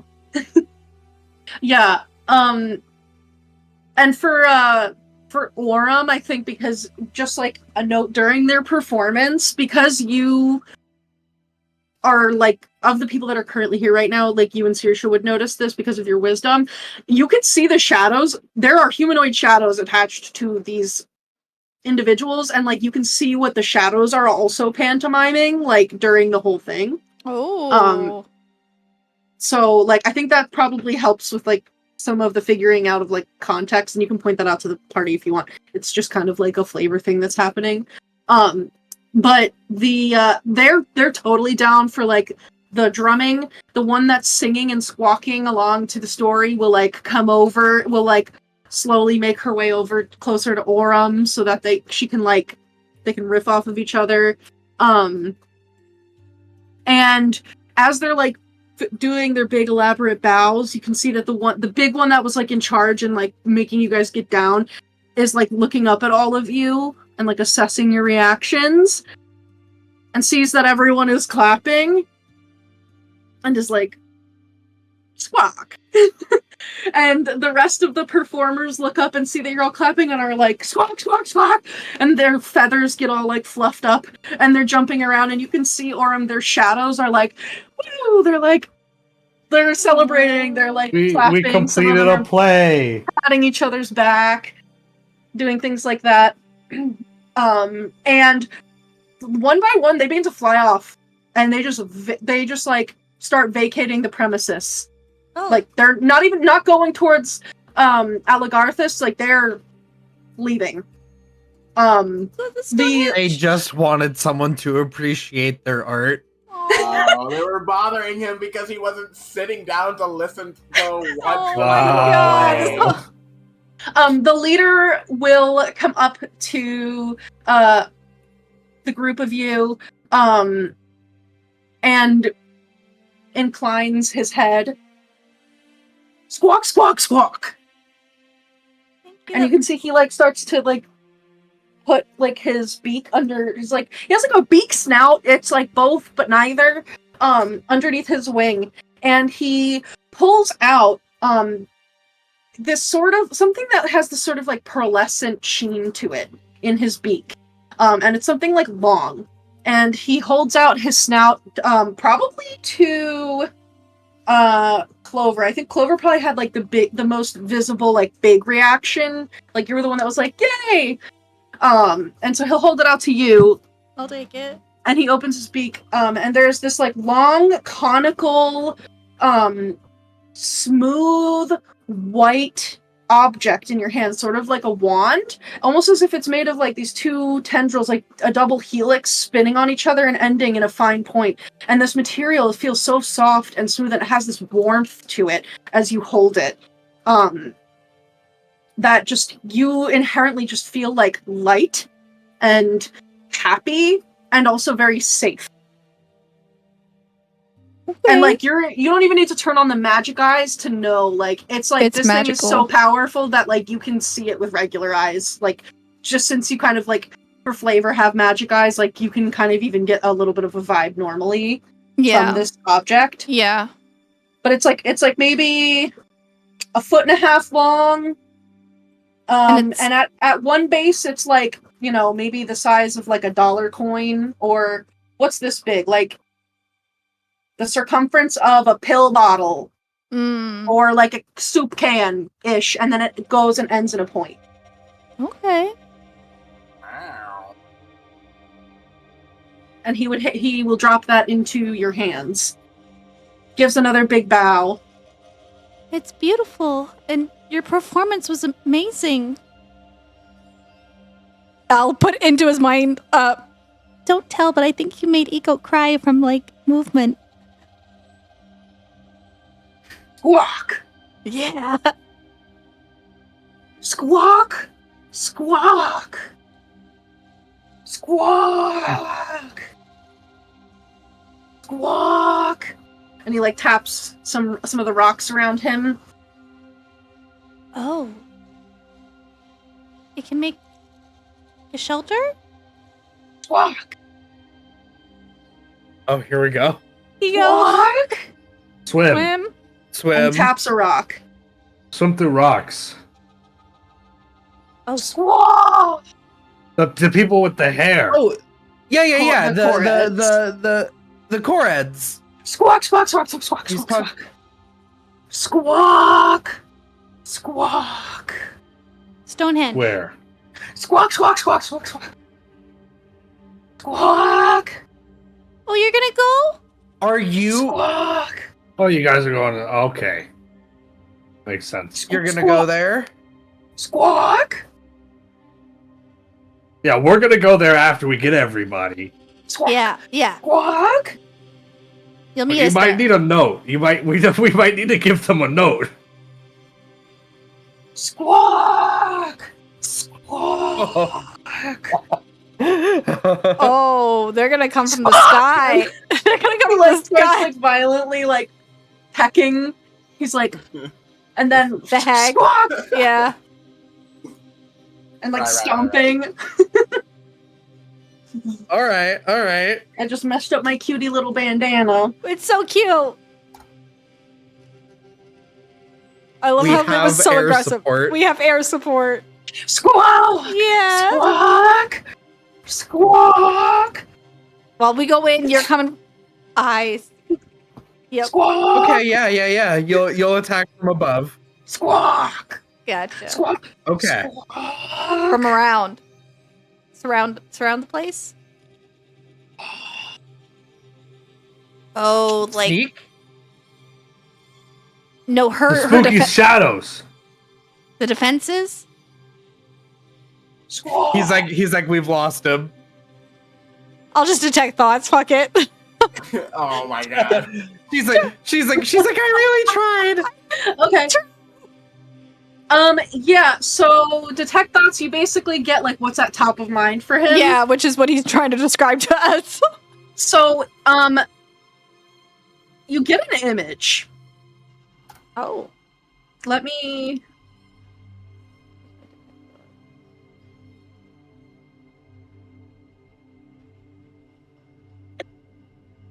One second. Oh, you're good. There, that's this.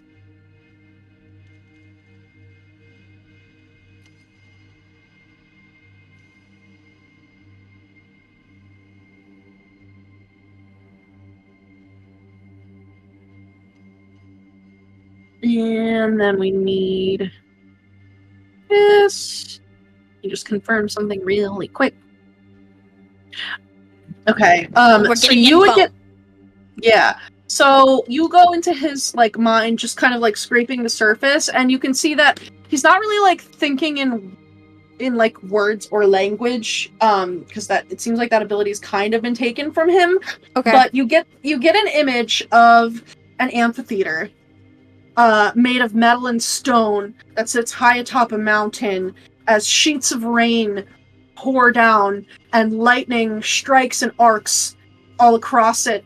And this lightning strikes all of these different lightning rods tucked up high into the mountains.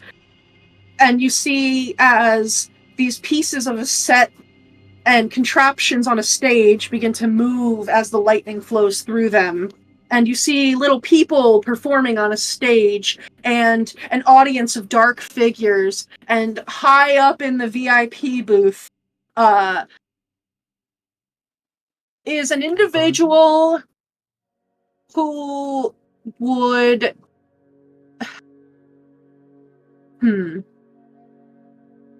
how to you see layers of musty, dark, faded cloth strewn and strung about a metal frame very intricately to create this look of like a curtain. You get sorry, pull up a here. Clover's gonna take out her painting supplies and just quickly like sketch on a piece of paper what she's seeing. Yeah, and so there is this massive just like contraption of faded fabric strewn across articulated bits of metal. It forms a dress, and yet wears the body. And you see as the folds of this almost like leathery bat wing like fabric begin to fold and part, and the ruffles pull away from each other. 4 hands come out with strings expertly woven around each finger, and you watch as these skeletal, knobby, worn limbs pull on these strings, and emerging from underneath this black fabric are little figures that begin acting out little like tragic scenes. And coming up like from behind, there's this, you just see a dark veil, and for a moment underneath it you see a gaunt skeletal face, empty eye sockets, the nose is gone, just 2 holes left there, skin pulled taut, dry and papery over bone. And looking into the empty eye sockets of this individual's eyes are like looking into the precipice of nothing and everything. And you know, Clover, as you look at this individual, that you're like, that's the bitch that has my lost thing. And I was just gonna ask you, I'm like, do I feel that tug? Yeah, you know without a shadow of a doubt that this is Endlin Moongrave, the bitter end. She gets the airplane ears. That's God, if you thought you've seen her violence before. She has airplane ears. Right. Get out of the way. Just before your like minute of detect thoughts kind of like starts to conclude, those empty hollow sockets recognize you. Oh no. And you hear the chattering of stiff bone as this skeletal individual, somehow her skin is able to pull back papery from her face and just give off this gaunt, toothy smile. And you know that in this moment, you don't know if you felt seen. You feel eyes all over you, but you don't know if this is just an experience and a memory that this individual had. You're not sure what this is, but basically you get all of that from the detect thoughts. You kind of get that he's trying to show you what he's seen and like what things look like here with what limited way he can. He's like trying to give you the layout of the area so that you guys are at least like familiar with like part of her lair. Okay. Yeah, I just sketch it down. Yeah. And like confirm that I got like things right. Squawk! So you know where the stage is, and you know where her like little booth is. Okay. And with that, All unless right. you have anything else to ask of him, he will also depart, following after the rest of the Peritons towards Lockbury Henge. Oh, we give him a letter on behalf of us. Right, yes, so you they're do not give him a killed. letter. Yeah, you can just write, like, please don't kill these Peritons! They're people. Whatever. They're cursed by Evelyn, whatever the fuck. Endolin. Endolin. Yeah. Yeah. But, Okay. yeah. So, during the time of this performance, Aligarthus is able to light one beacon, and is getting started on the next one, because it's been about an hour. But, you know, you guys can wait for him to finish, you can head out of here, the world is your oyster, and Clover, you know now, for certain that Endlin absolutely has your lost thing, and the thought of her shriveled, wrinkled features behind that gauzy, curtain-like veil, it just is haunting. Can And the I? echo of her eyes on you sits with you. And you said that this thing that he gave me felt like comforting, right? Mm-hmm.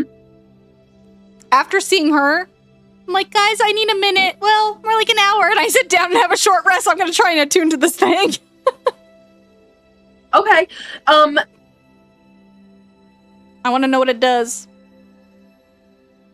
So you, I think you kind of, all right. How do Is it cursed? Am I attuning to another cursed item? Yeah, you're cursed. God damn it. No, I'm just kidding.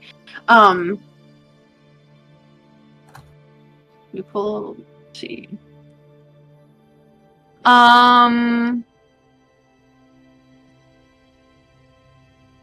So there's not. This is not an item that you feel like you can attune to. Okay. However, spending that time with this, you know, your mind was kind of in a lot of different places and you're a little bit distracted, but after an hour, you're like, oh, wait, I know exactly what this is. This is a unicorn horn. Oh my god, it's a unicorn horn. Yay. Oh, now I actually do start crying for real. Like, she was a little misty-eyed at the play, and now she's all like, we got it. We got a thing. Oh, they had it. They had the missing horn the whole time. What a journey that this horn has been on. We gotta put it back where it belongs. I was gonna say, now we have to figure out how to smack it back on this horse. Is super glue a thing in this world? Does anyone have glue? Before you do that, you should probably hold on to it for a little while because it may or may not have been a critical part of the process for saving Zybilna, as you were told by... That's true. That is true. There's I just something about it. Attach it to the unicorn. I just thought attach it to the unicorn. Still have the horn. I don't But you're think right. that's how it works. I feel it's like Unicorn has the horn. Nah. Oh, I see what You gotta, okay. you gotta rip it off their head. I mean, if you want to put it back on him, you can. We can There's like tape it to him Yeah, just to make him feel better. yeah. Oh my god, that's so sad. You know, I Imagine think losing like your nose or something. And they it's just we duct tape it back. We can just put a clown nose and like tape it to your. No one will know. Who's gonna know? as the group of you sits with this knowledge that you now finally have a pretty major piece of the puzzle, we're going to conclude tonight's session a bit early because I know Kristy's could use a little breaky. I could use a little bit of a breaky. It's been a bit of a week for a lot of people here, so we're going to conclude. But it is good to be back. It's good to see all of you. Thank you, as always, players, for joining me on this crazy journey.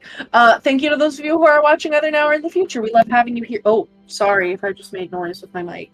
I hit it with my hand. We appreciate you being here, and don't forget to check out Little Dragon Corp, Cardboard Castle Games. Check out Sirenscape. Check out Suncraftbot for Discord. Follow us on Twitter. Subscribe to our YouTube. Join our Discord. Anything else? Send Michael a happy birthday. I think his birthday is going to be on Saturday, the 13th. Oh my gosh. Say happy birthday to your local Michael. Don't say happy birthday to our Michael. Go into our Discord server and say happy birthday, Michael, in the general chat. Hell yeah. Or don't. I don't control your life. But yeah. Fair enough. Valid. The next time you are trying to reason with an elf prince who is grappling with his destiny of becoming king, and you see parts of your own story reflected there, and yet, despite having a very similar situation to this person, there's a lot of incongruities, and you just don't know how to reconcile that, and now you're like thinking about your whole own life and how you're going to change based on this person's flaws. Don't forget to add your proficiency bonus. Hell yeah. Jesus Christ. Damn, unpack that. I had to do like a really good one since it's been weeks. It's been a minute. It's a been long a bit. one. Hell yeah. It's been a bit. That's fair. Yeah. Alright. Uh, Alright, And we will GG be back babies. next week. Hell yeah. Love you, bye. Love you, bye. Love you, bye.